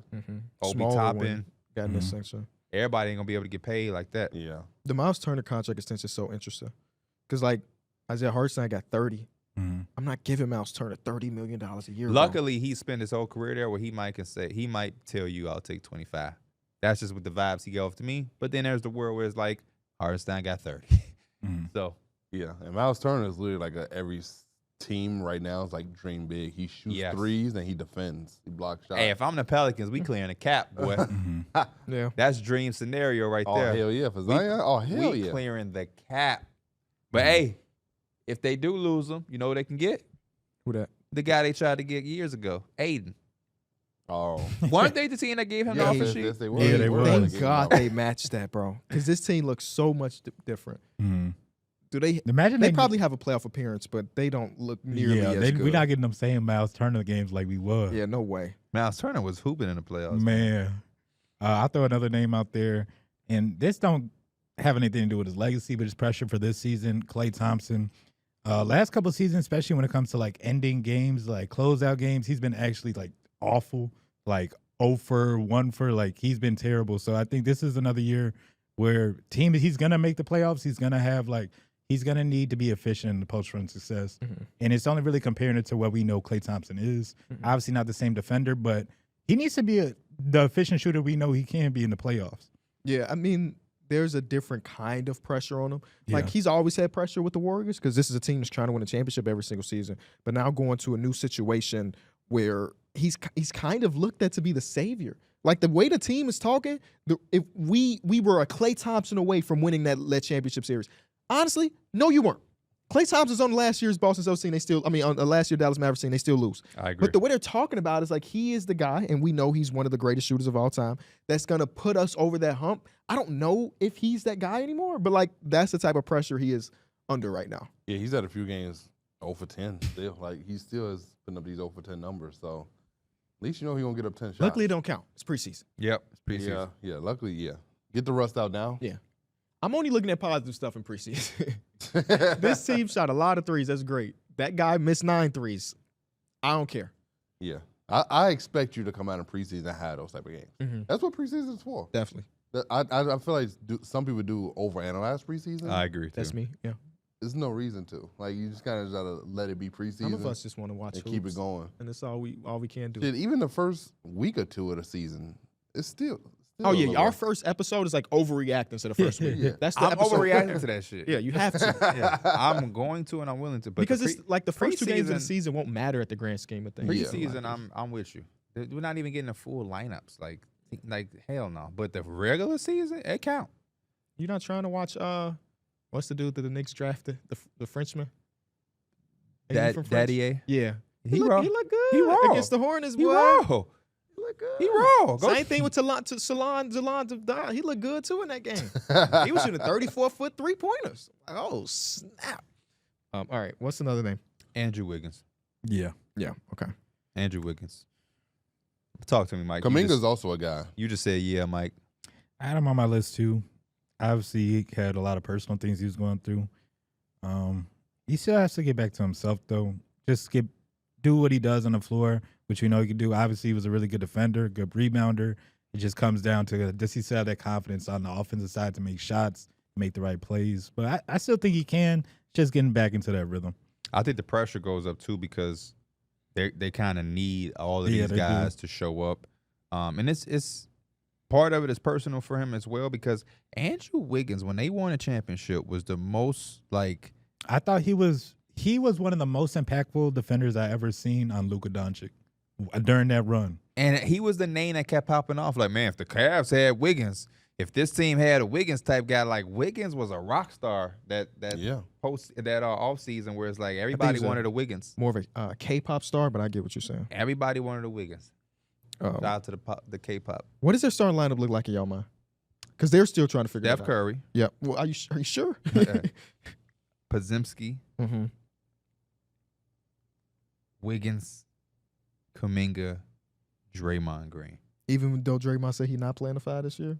I mean, Draymond gonna do what we tell him to do. I don't know if that's true. I was gonna say he might have. That's what I think they're gonna venture off to. What I would do, I think they probably closed that way. I like Trace Jackson Davis enough to start him at my Yeah. center. Draymond would be my 4.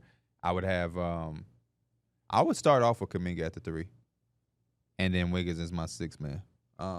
That's what I would do. What they are gonna do, I don't know. They're probably gonna start Wiggins over Kuminga. You think Yeah. so? Yeah. It's a tough situation to be in. Yeah, because I think Podziemski he has earned the right to start. I probably would have entertained having a bigger lineup, putting Wiggins at the 2. Kuminga the 3. You taking away your shoe. Like, I was gonna say I don't. Steph Wiggins, Curry's job already Kuminga, tough. and Draymond, and then whoever. Grace Jackson Davis. Yeah. Steph Curry's your I only thought the shooter locks was right Dre, Steph, and Pods for sure. there. Yeah.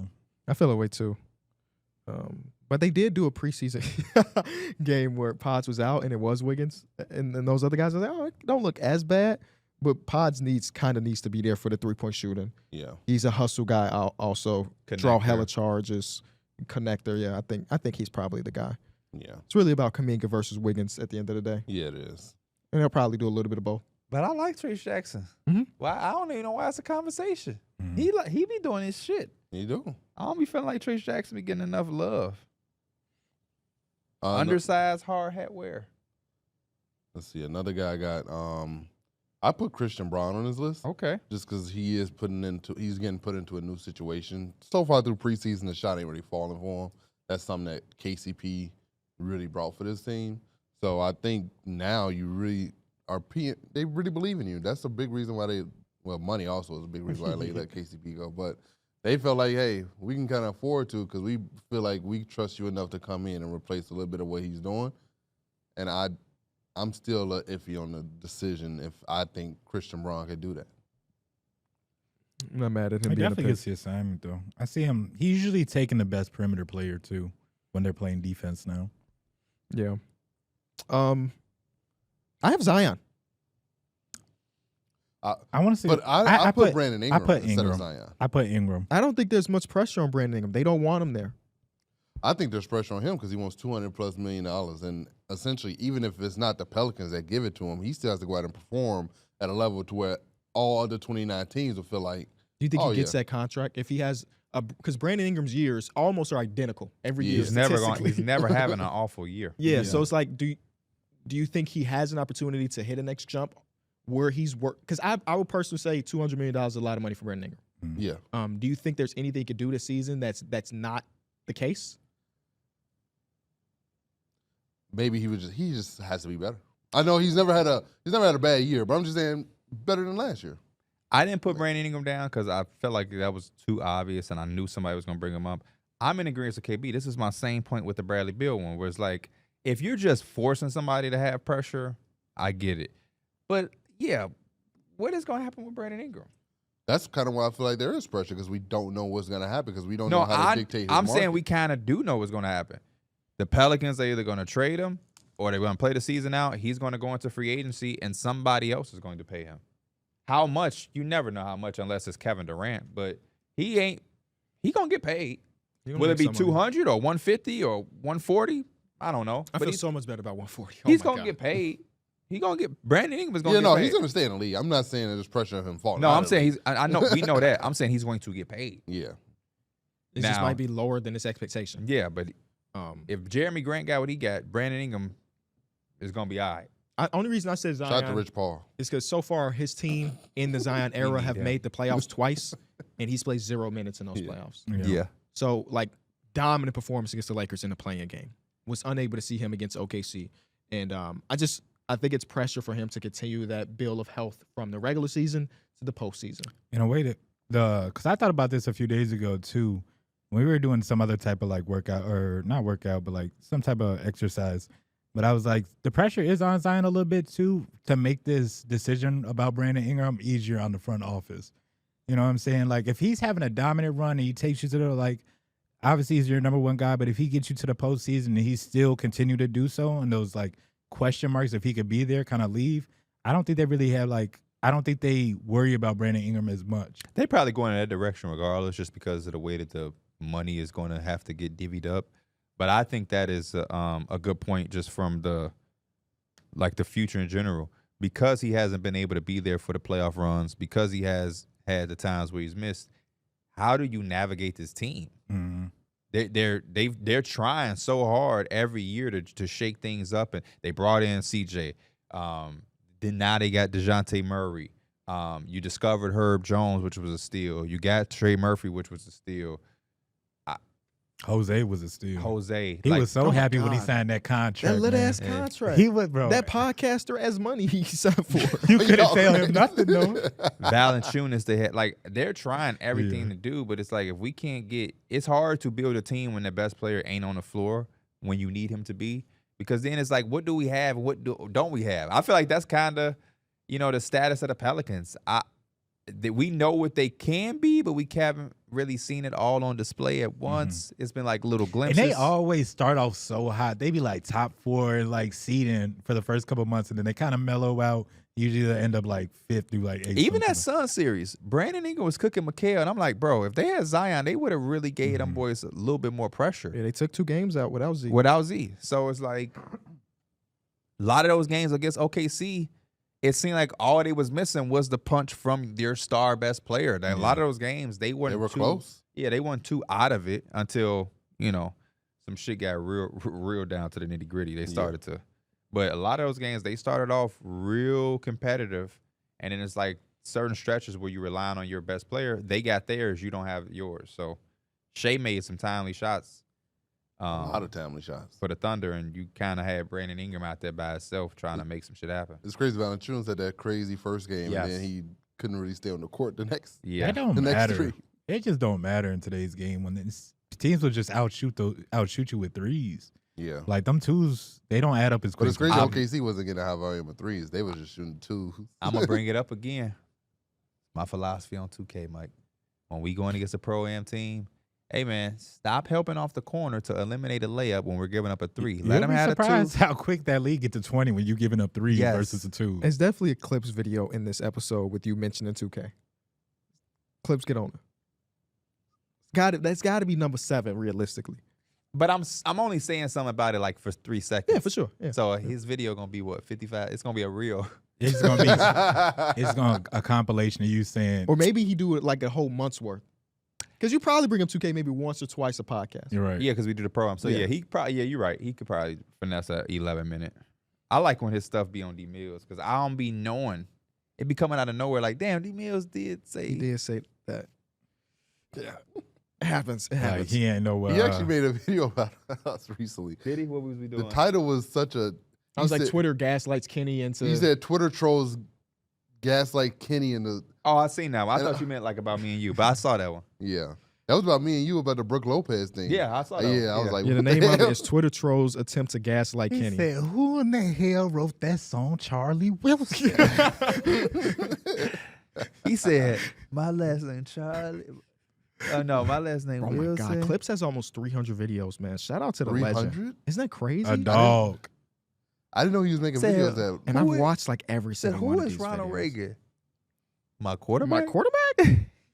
He said a black activist. He said, oh, I know. He did something for the blacks. It wasn't good. Would y'all want to go through all 30? You already made. Yeah, but I mean, a lot of these are big stretches. But Yeah, like, go ahead. did go I through have the every single same I'm- thing I'm where I curious have if like he a goes- big old list where Okay. it's just. I top just down. don't want to hear the bullshit. time. Some of these like, teams are definitely. you What's got the to. Nets? Who's the Nets guy? The Nets. I have Ben Ben Simmons. Simmons? Ben Ben Simmons, Simmons. Oh Why you look at him like that? no! You want to see his reaction before you I get was- yours? No, I was cool. I was. Hey, he does that a lot. I hope Sometimes. somebody peeped that. 'cause I you didn't said, see it. I didn't. What do you do? I was looking at I my was phone. looking What at do you him do? because he had a reaction. That's all. Who? Okay. You were like, I was like, yeah. That's. I was just looking to see what you did. I mean, if anybody on the team has pressure, it's him. Nobody else has pressure. yeah, that's what I'm kind of Unless like. you're saying Cam Thomas because of the contract. But Ben Simmons' pressure is like not enough for us to talk about. 100%. That's why I That's what why I about didn't bring it up. Charlotte? I'm gonna just say names on my. LaMelo. I'm gonna say names what on I'm my saying? list, and y'all could say like if they actually have any pressure or not. Okay. Some of these I would just kind of Huge reach in. stretches on some of them. Franz Wagner. I think there's pressure for him to be the next level, but I don't know if that's a this season thing or a career thing. That's what I'm saying. Yeah. I don't think we mentioned. I know we talked about him. Zach LaVine, Yes. yeah, it's pressure Yeah. for sure. Darius Garland. I got him here too. Yeah. Had to find something. Sure. I don't he think could you get even mentioned it, traded, but I Jordan guess. Poole definitely. I had Jordan Poole on my yes, list. yes, he's Yeah. on this list. That was a big one. I feel like we kind of missed. I did put in here Josh Giddey Sure. just Yeah. because. I Contract mean, year. he by Monday it might not have any pressure because they might give him the $30 million in. Yeah. You hoping they do so? I hope they don't. Killian Hayes. He got got waived waived, this so morning. his pressure's Zero, gone he's- like that. He might start a podcast game. Killian. I put down Ja Morant. Obviously, missed a year. Sure. Trey Young. Top of my pressure's list on the is Hawks. Trey Young question mark. Trae Because Young. because Trey Young has done everything the same for 4 years, and it's been Yep. great. Yeah. But it's, Mikal Bridges. sure. I would say Cat. If I'm picking a Nick, I would say Cat. Mm-hmm. But Mikal Bridges probably not. Thinking if I have, I You know did what's put funny? down. I didn't know if he was walking off because he thought that was bullshit. But he had to go to the bathroom. The timing of him walking off. Well, no, Mikal Bridges is not bad because they gave 5 first-round picks for him, and if he's shooting with that goddamn hitch, then They did. Are there protections on those picks? no. That's crazy. I don't like doing That's the. insane. Yeah. I don't like doing the young guys. Sure. But just he had such an awful freshman year. But Scoot Henderson. Sure. Yeah, I mean, here's a little intriguing because, like, yeah, it's his second year. His rookie year, the point guard position is so hard to adjust to. Mm-hmm. It's not weird that he had a bad rookie year. So, I wouldn't say so. And then other names. I would say there's probably pressure, not this season pressure, but they're looking for their alpha in their young core, and they would love for it to be Scoot Henderson. Yeah. I will say there's more so pressure on Shaedon Sharp because they have Anthony Simons and Scoot, who we already know are probably going to be the starting backcourt.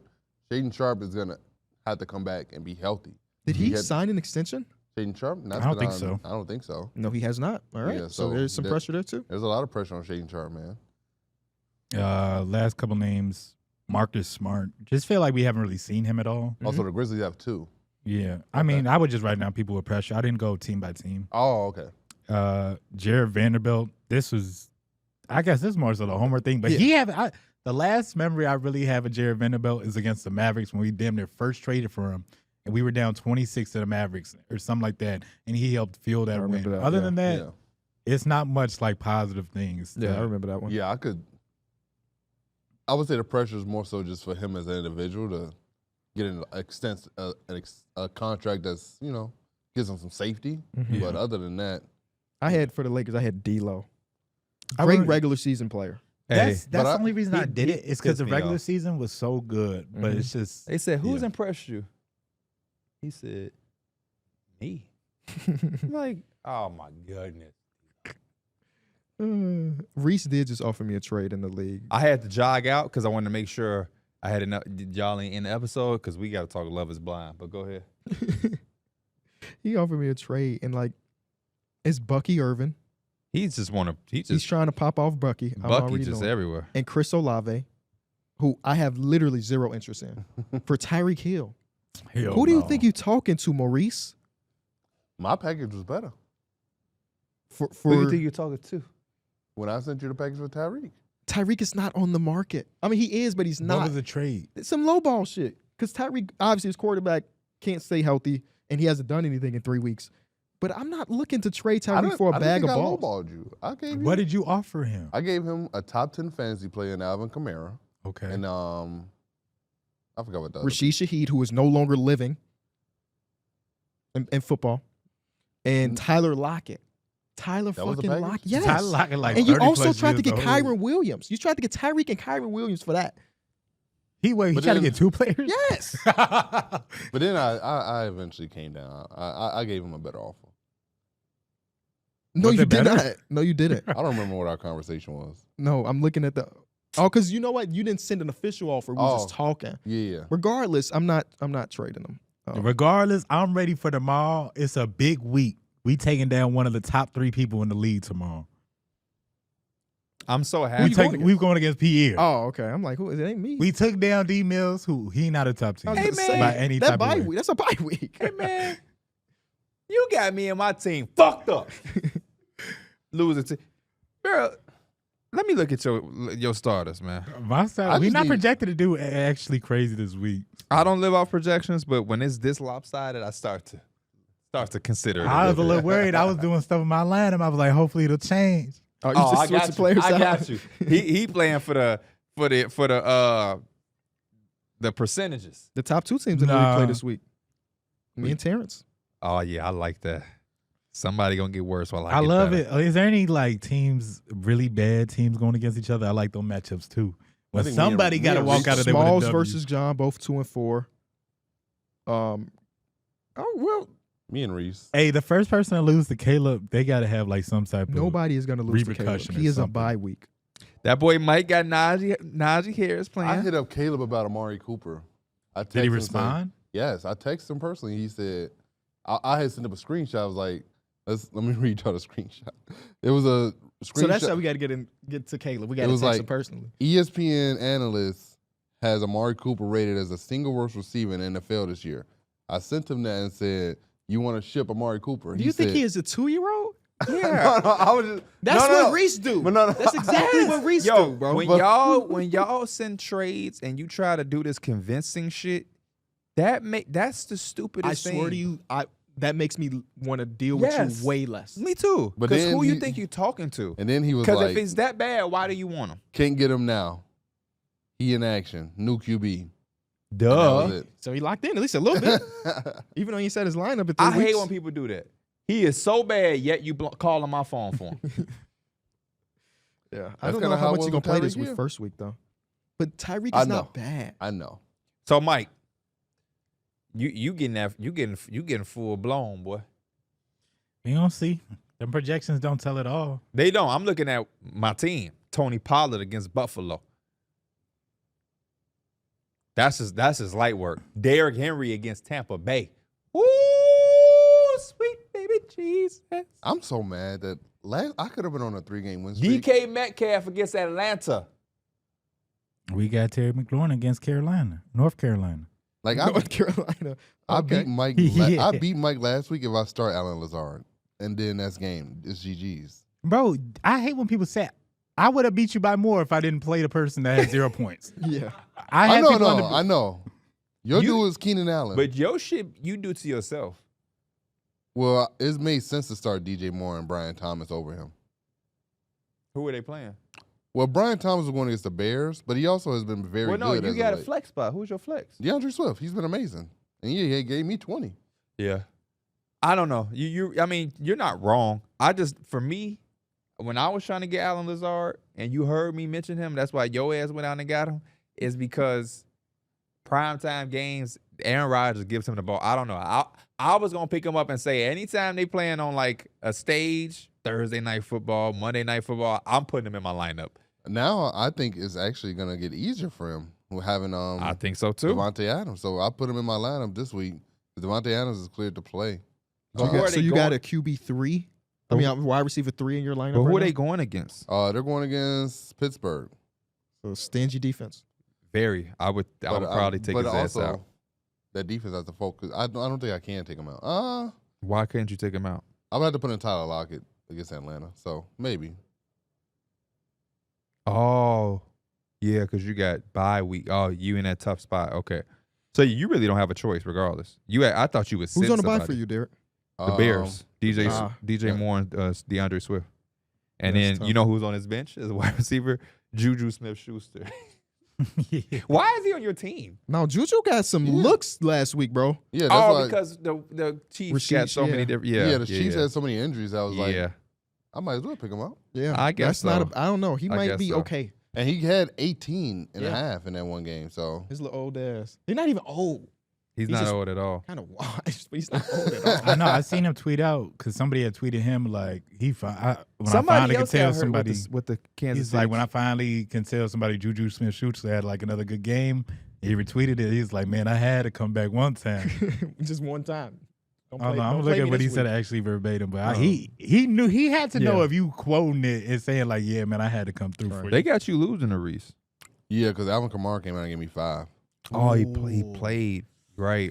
Ouch. You playing catch up. That's the worst. That Thursday night game, if your player's ass, then now you Yeah. have like, what, Or this week? sitting a guy because it's Thursday night and he pop off. That's exactly what I did. Well, this guy would never play for me anyway. Javonte Williams just be sitting on my bench. But then Reese He got also has 25 4 also. guys in his lineup that are questionable. So Okay. At least 2 of those guys probably won't play. it's Yeah, Bijan Cooper Robinson, Kupp. Mike Evans. Kupp will play. Mike Evans probably will play. I'm excited to see what Cooper Kupp brings when he finally do play. Still no update on Puka Nacua. Hey, it's over with, brother. No update in week 7. Mike, I got to do it to you, bro. I need my wins this week, man. We gonna see. I We need gonna my see how the wins. cookie crumble. I need my wins. I need somebody else to make a big Nick Chubb is trade. potentially back now, so You know, you saw the clip of him in that interview. He's damn about to cry. His team were hyping him up. I love And it. you're like, he's been working, man. He's been working. I was like, Nick okay. Chubb.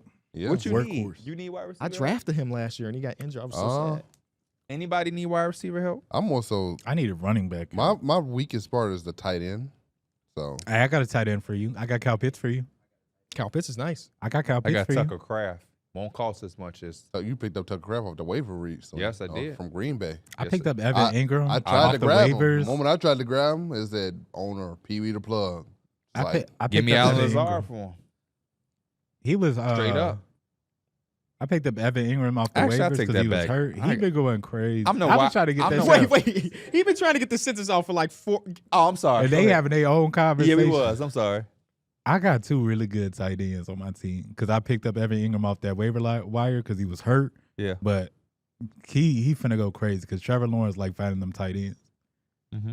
They just kind of They don't suck. find though. nobody else. Yeah, they just kind of bad. Christian Kirk. well, he found Brian Thomas. Oh, true. Except for when That they one were in game. London last week. Yeah. Oh yeah. They got another London game though against somebody. Damn, they they're, do. they're in London twice. New England. Yeah. Oh damn. So they just. I am not pretty- waking up for that game. They pretty much just chilled in London for 2 weeks. Yeah. Hey, that don't sound too I bad. think they do that regularly. They have the most games in London of anybody. Jacksonville? Mhm. Why? Don't ask me, bro. I'm not the schedule maker. That's so random. Yeah. I feel like being in London for 2 weeks is kind of cool. 2 weeks And a it's year. also like that's not a marketable team either. Mhm. I think I feel if you. I remember right, I don't think the Packers could ever go to London because they runway for the airport not big enough, like their team plane or whatever, so they can't make the flight there. So they don't have an international airport. Is what you Yeah, they can't have super long flights because their airway or their runway is not long enough. Cooper That's Flag crazy. I got think it's 2 Green blocks Bay. in just 2.5 minutes into the game. Well, they could literally just drive down to Chicago and take off. But as a, They don't care. I enough think to they're do that. also like as a team, they're like we'd rather just not go. Yeah. You know what I'm saying? Yeah. Oh yeah, Oh. true. You do have to give up a home game to make that happen. So Oh. yeah, that's a bit tough. Yeah. I'm excited. I'm excited for this week of fantasy. It's weird that the Bears are on a bye though. Like I'm Yeah. not emotionally invested in anything this week. And the Bears have football been playing so good. Yeah. And it's But they did flex the Commanders game, yeah. so that's gonna be super fun. The top 2 Caleb. picks. Caleb. Yeah, man. Yeah, man. I'm happy for Caleb, man.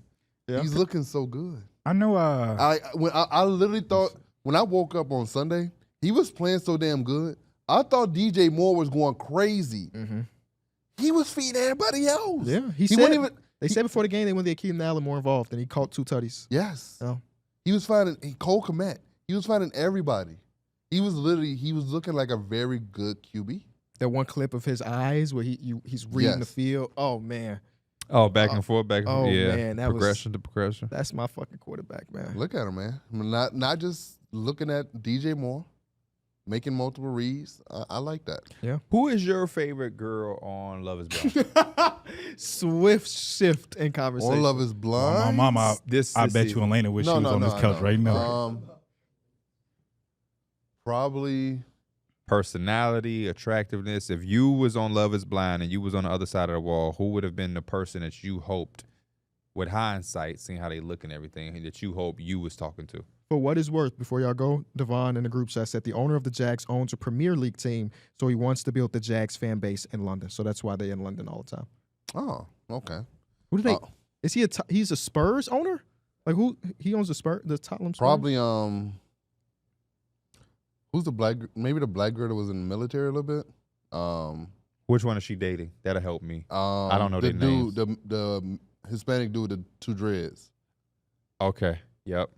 She seems fun. He's Hispanic? Don't that Yeah. sound funny? He's Hispanic He has dude a with Hispanic- 2 dreads on his He's head. black. He's black. I think he's but mixed. He's Two probably dreads? mixed. Yeah, he has a Hispanic name. I forgot what it is. It's like it's I ends in like forgot. Hamas or Yeah. something. Not Hamas, but like it He has ends- a Hispanic last name. Yeah. I forgot it, but yeah. She seems cool. Hannah seems like too much. Hannah's annoying. I was digging the hell out of Hannah until I got to I'm on like episode 7 or 8. yeah, Ramsey's is. Yeah, Ramsey's. Ramsey. Shout out to the Yeah. fact checking team. But Omaha coming in clutch. when she left the note card on the nightstand with the bulletin Oh points, yeah, it's not for me. Yeah, no. Childish. That was in a hotel too. They You on have to vacation. learn how to talk. Use your Yeah. words.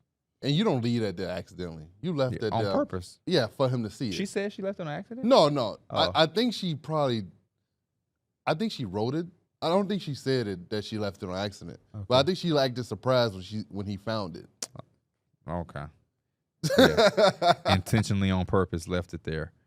Absolutely. Yeah, writing a note in a hotel room of things that you aren't liking. He's from Venezuela. Okay. And then leaving it, kind of like acting like, oh, you found that? Right.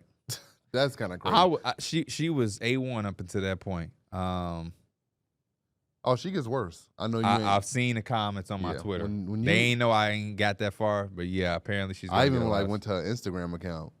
They dragging her. Is she replying back? No. Okay. I like. But also the girl that's dating Ramsey, her mom is a red flag to me. I haven't gotten there. Talk to me. I'm gonna watch it, so I ain't tripping. Her mom is like grilling him, bro. Like she asked him, "Are you willing to sign a prenup so my daughter don't get fucked over?" What? Yes. How much money did she make? Nothing now.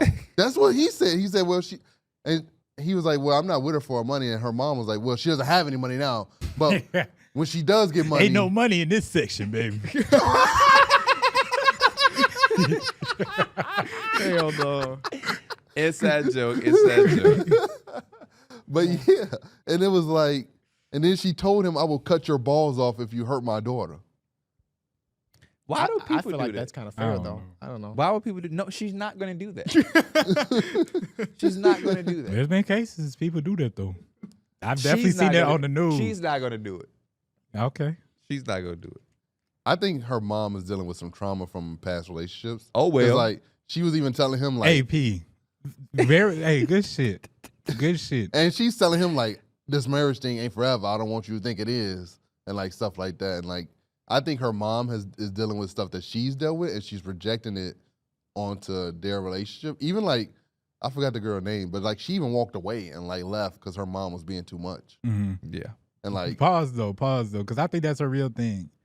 Just as a person in a relationship, if you meet somebody new and you're engaged in a new relationship, is it your responsibility not to like help them cope, I guess, but like if they're putting all their past trauma from past relationships on you because it's a new relationship, is that necessarily your responsibility? I believe so. If you want your relationship to be successful, in a way. So I understand people that be like, it's just a little bit too much for me, but you just shouldn't be in that relationship. Then I think every person should be healed. You got to heal, deal with yourself, get better in the mental space to where you're ready. Because like if you dealt with a lot of cheating in your past and you got to go heal from it, and you come into your next relationship and your boyfriend a little chill, he don't want to. He kind of in his own zone. He ain't, and you projected him as being this player, and like he out here just getting bitches. Yeah, that could be annoying to him. That could be overwhelming and bring him down. And he now past trauma could affect your current relationship and stuff like that. Now his phone vibrate. His mom texts you like, "Who was that texting you?" Damn, girl, that's my mom. This sound personal. No, but I know you don't get bitches. I seen the craziest thing yesterday. It was a girl. She's like, sometimes when I'm laying next to my man, I'm just joking. I be putting my phone on mute and I be like prank calling him on private. I seen that on Twitter. I seen She's like, I be prank calling my man on he private. He be over there like, who is this playing on my phone? And she get a kick out of it. Right. Crazy. She like, who's blowing up your phone? And it's her calling it on mute. And you got to see him actually be pissed because he's like, what is going Like, on? who the hell called my phone? What was your initial question? Say it again. Just is it all on you to kind of like heal your significant That's other's why I like say past no, trauma? because your initial one said it's your responsibility. Right. No, it is not my responsibility at all. Mm-hmm. But if I love somebody and I understand it, it's my choice and decision on if I want to be a part of it to help them. Is it my responsibility? No, we're two independent entities who have all of our newsflash to everybody in the world. Everybody deals with shit. Everybody has trauma. Mm-hmm. Newsflash. Like, well, it's all about displaying and how you deal with it. But we all going through things. We all are going through things. We all have trauma. We all have fears. We all have insecurities. So, like, people who want to come and throw it on somebody, I don't understand it. But if you love that person Love will make you help them manage it and have you get a that's choice. why I didn't want to But take responsibility, hell It's- no. The I didn't wanna take it responsibility of all the them way. learning how to deal with it is on them. Them. Yeah. And I don't want anybody out there who is going to be dating and doing anything to feel it's their responsibility. I think that is when it becomes unhealthy because now you're forcing yourself to believe that you have to deal with that when you don't. But if you love them, you make that choice on your own to do so. Right. Because I think, like, hypothetical, like your girlfriend's insecure or whatever from a Yeah. past relationship. Obviously, as a boyfriend, you wouldn't want to help her, like, support her and make sure Absolutely. that she believes that she's confident and everything like that. But I think there's certain areas, like the one D-Mills hitting at where it's like, I dealt with cheaters in the past. Has nothing now- to do with me. Right. And now I'm with Pierre now, and I just can't shake the feeling that he could be cheating just because that's all I've ever been with. And Yeah. you don't know what Pierre up to. The reason Right. it has nothing to do with me in that specific type of scenario Right. is because any man that you date, that's like Darrick said, it's one-sided. Mm-hmm. So you're telling me nothing that I'm doing can change that. You see me playing the game. You know I'm right here in this room on the game with Mike, Kyron, Darrick, and KB. But yet you're still going to say, and it's all hypothetical to the point y'all trying to say, somebody calling me and now you want to know who it is, I would not be able to support that because Right. I'm right here. I'm right here. Mm-hmm. You know what I'm saying? I'm right here. And then it's also like, again, I got my own shit. I'm not throwing it on you. You know what I'm that's a saying? really big- I'm yeah. not throwing it on you. So, but again, it's all about when you love somebody, you love is being there through all of that. So if that person is worth it, then yeah, I am gonna be there and I'm gonna have to continue to prove to them I'm not cheating. Mm-hmm. You know what I'm saying? But At some point, though, it's like if they don't get over that, it's like yeah, then it's like, okay, how do we progress here to where this could be more comfortable, more mutual? absolutely. Because a person like me, I don't go for it. The moment that is into question on either side, we need to move on from each other. If I ever feel the need to go through my girlfriend's phone, we need to break up. If she feels the need to go through my phone or goes through my phone, whether you find something or not, we can't go back because the trust there is broken for me personally. And it's on the same side. If I'm ever with a woman and I feel like I need to go through her phone, I've lost. agree. I've I've lost. Man doesn't never- even have the lock code. To I my think phone. that's good. I've never been in a situation where it was just like we got to go through each other's phones. Yeah. And I think all them posts be funny on like social media where it'd be like the girl took the phone and locked herself in the room and the dude broke down the door trying to get his phone. Yeah. Like I laugh at that, but like I never really been in a situation where I never was gonna like, do that. I want I'm to check never your breaking- phone. You know? Yeah, you could go through anything you want to, but all I would tell anybody, and if I had a brother or son or friends, that would be my standard. You can go through the phone. Be prepared though for the repercussion of going through the phone. Whether you find nothing or not, the repercussion is a level of trust has been broken, and we probably won't be able to repair that. For me personally, because I just feel like on both sides, women should hold the same accountable to the men. If the reason I would never go through a woman's phone or my girl phone, I am going to find something because my mind is driving me that much to go. If you're that curious, you're going to convince yourself there's something. Yeah. You know what I mean? Like Yeah. to go through somebody's phone is And also, crazy. to, like, Whether the- you're dating them or not. the I'm not bigger just going through picture- KB phone. Like, hey, what KB up to? Like that's a form of privacy. I think about it too. Is like the that's just bigger like- picture is just like in 2024, and it's been like this for a while. But like people's phones are their life. You know what I'm saying? Like everything you probably that you've been doing for the last couple of years is probably someone on your phone. It's just like Yeah. I think that's like a big invasion of privacy. You know what I'm saying? Recently, somebody gave me and somebody their phone to like show us something. And then they were scrolling. They thought, oh, let me stop Yeah. because you might see I'm naked in there. Who was that? And I'm like, yeah, people lives in their phone. Yeah. It was like me and my girlfriend, and somebody was like, look. And then they kept scrolling. Oh, like y'all I can't also see. seen I'm something. like, It was like a random person can go through my phone and they gonna see all these screenshots that I took, and it's not gonna mean nothing to them because it's like it's just so damn random. Like, why the hell I got a screenshot from this random ass like something I found on Twitter or something I Yeah. just decided to screenshot. And it's also like, for example, I just think, if you're trying to find something, you're gonna find it. We are guys, and we in group chats with guys. So yeah, I have friends that's single. Darnie may drop a picture in a group chat of a girl with a big ass butt, and I'm going to react to it because I'm a man. It ain't me cheating. I didn't go in her DM. but it's a booty, and it's big, and it's voluptuous, and it's just me and Darrick and Mike and KB talking about it in our privacy conversation. So I said something. That don't mean I'm cheating on you, and that's not something I would want you to see. But that's something that if you went in my phone to find out, and you already had something in you that made you want to go through the phone, you're going to now make that a situation. Hey, during high school, I ain't gonna lie, you went through my phone. There's probably hella pictures of D Mills because we used to just screen. Yeah. I used to have a whole folder named Darrick. Every time we got a Snapchat, I just screenshot. No, it. I might still have that folder. On some real shit, I don't like people going through my shit because I have screenshots now to this day in my phone or save pictures that I just think it would just be weird. They wouldn't get it. Like, I might have a screenshot of like a build, a 2K build in my phone. It's like, I mean, stats or like, you know what I'm saying? Or shit like that. This is in my Darrick folder. But it'd be crazy because I'd be going back and I'd be like, let me clear some of the like photos up on my phone.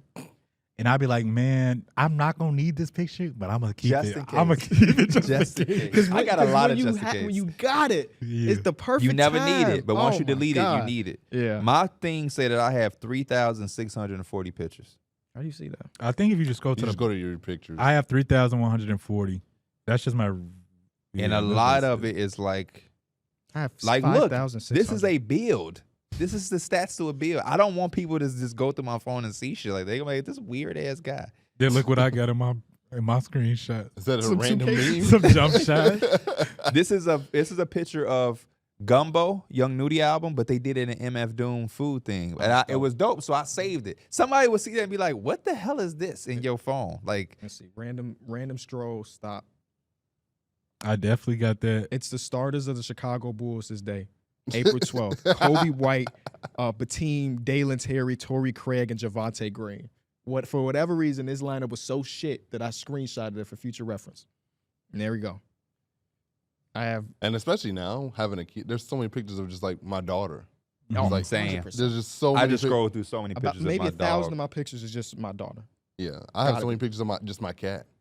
Like, it's just Your actual one or your vagina? I got this video on my phone of when Nardo Wick didn't know what a pick and roll was. He was like, when man, he was in that game? Yeah. He said, pick and roll, what's that, man? I also got a video of Mike swinging a golf club in here and hitting it 16 yards. I wonder how much different. I got a picture of Terrence Mann wearing, what's this? Skechers. Sign? Oh yeah. For when What they does a send it to- woman's screenshots look like? Text You gotta message. go through your girl's phone and find out. Uh-oh. I got a screenshot of my old My Team lineup from Yeah, that's in my it's just Snapchat memories. sentimental to me. Your girl text is probably just a bunch of gossip shit that you Bro, wouldn't one care of my about. Snapchat memories is Probably my seeing somebody team. fine too, but who cares? Yeah. It's my team because I was like, bro, my team's so wrong. This when they show, I got it right. It's like it's from January 2017. Damn. We had a record of 103 and 27. Starting lineup. Our team? No, this isn't my team. Oh, my this is 2K17, my team. Damn, you was playing a lot. 103 and 27. I had an 80% win rate. I had Steph Curry, Kobe Bryant, Sean Marion, and I can't see the rest, but it's just like, why the hell is you screenshotting that? I got a picture from 2017. This is the first time Kyron dropped a picture in the group chat. Oh, Y'all remember this? Oh, it was a video, and I just screenshotted it. Yeah, I remember that. I didn't know what Kyron looked like. Y'all had been known That's him for crazy. years at that point. Yeah. I got never this seen here. it before. Oh yeah, Oh, we was on the our way video home from of the me show. in the Yeah, shout Where out. Darrick That was I can't wait rapping till we get back to filming the show, man. Rapping his ass off. Look at this random dude that I have on my phone. Who does he look like? I don't know this man, Mike. I'm glad I scrolled. I don't know him. Who does he look like? Light skinned D Mills. That man looked like did I ever send this? Yeah, I think so. Okay. Yeah. I'm like, he was just like on my Snapchat Facebook memories thing. are the best, bro. Like, I don't even. Because you just. Why I got this? That's why you can't keep scrolling. That's a picture of my girl butt. Can't keep scrolling. Got to take your phone away. No, this is crazy. I got a so picture many your pictures of slides my on my phone, Penny. D Mills. Penny just took over the camera roll, man. Took over the Like, camera imagine roll. he pulled up one day with these on. Oh my! Hey, we got to end the episode, bro. I ain't seen those in let me years. see that. Oh my goodness! Them the slides? The slides, Ah. the famous, infamous slides. Infamous slides. It's that in the They just got blue a HOH whole hat. face on there, bro, on the top of the slabs. But look how his foot not even I like. know, Is he yeah. hiding? Is he I- trying to hide? hiding the dogs. Yeah, okay, let's get Yeah, out of here, yeah. man. If you enjoyed the episode, be sure to leave a like, subscribe to the channel. Next episode is episode 1 of the new season. We cannot wait to show y'all how great things can be. Hey, one of the best things I ever heard, and we get in on this.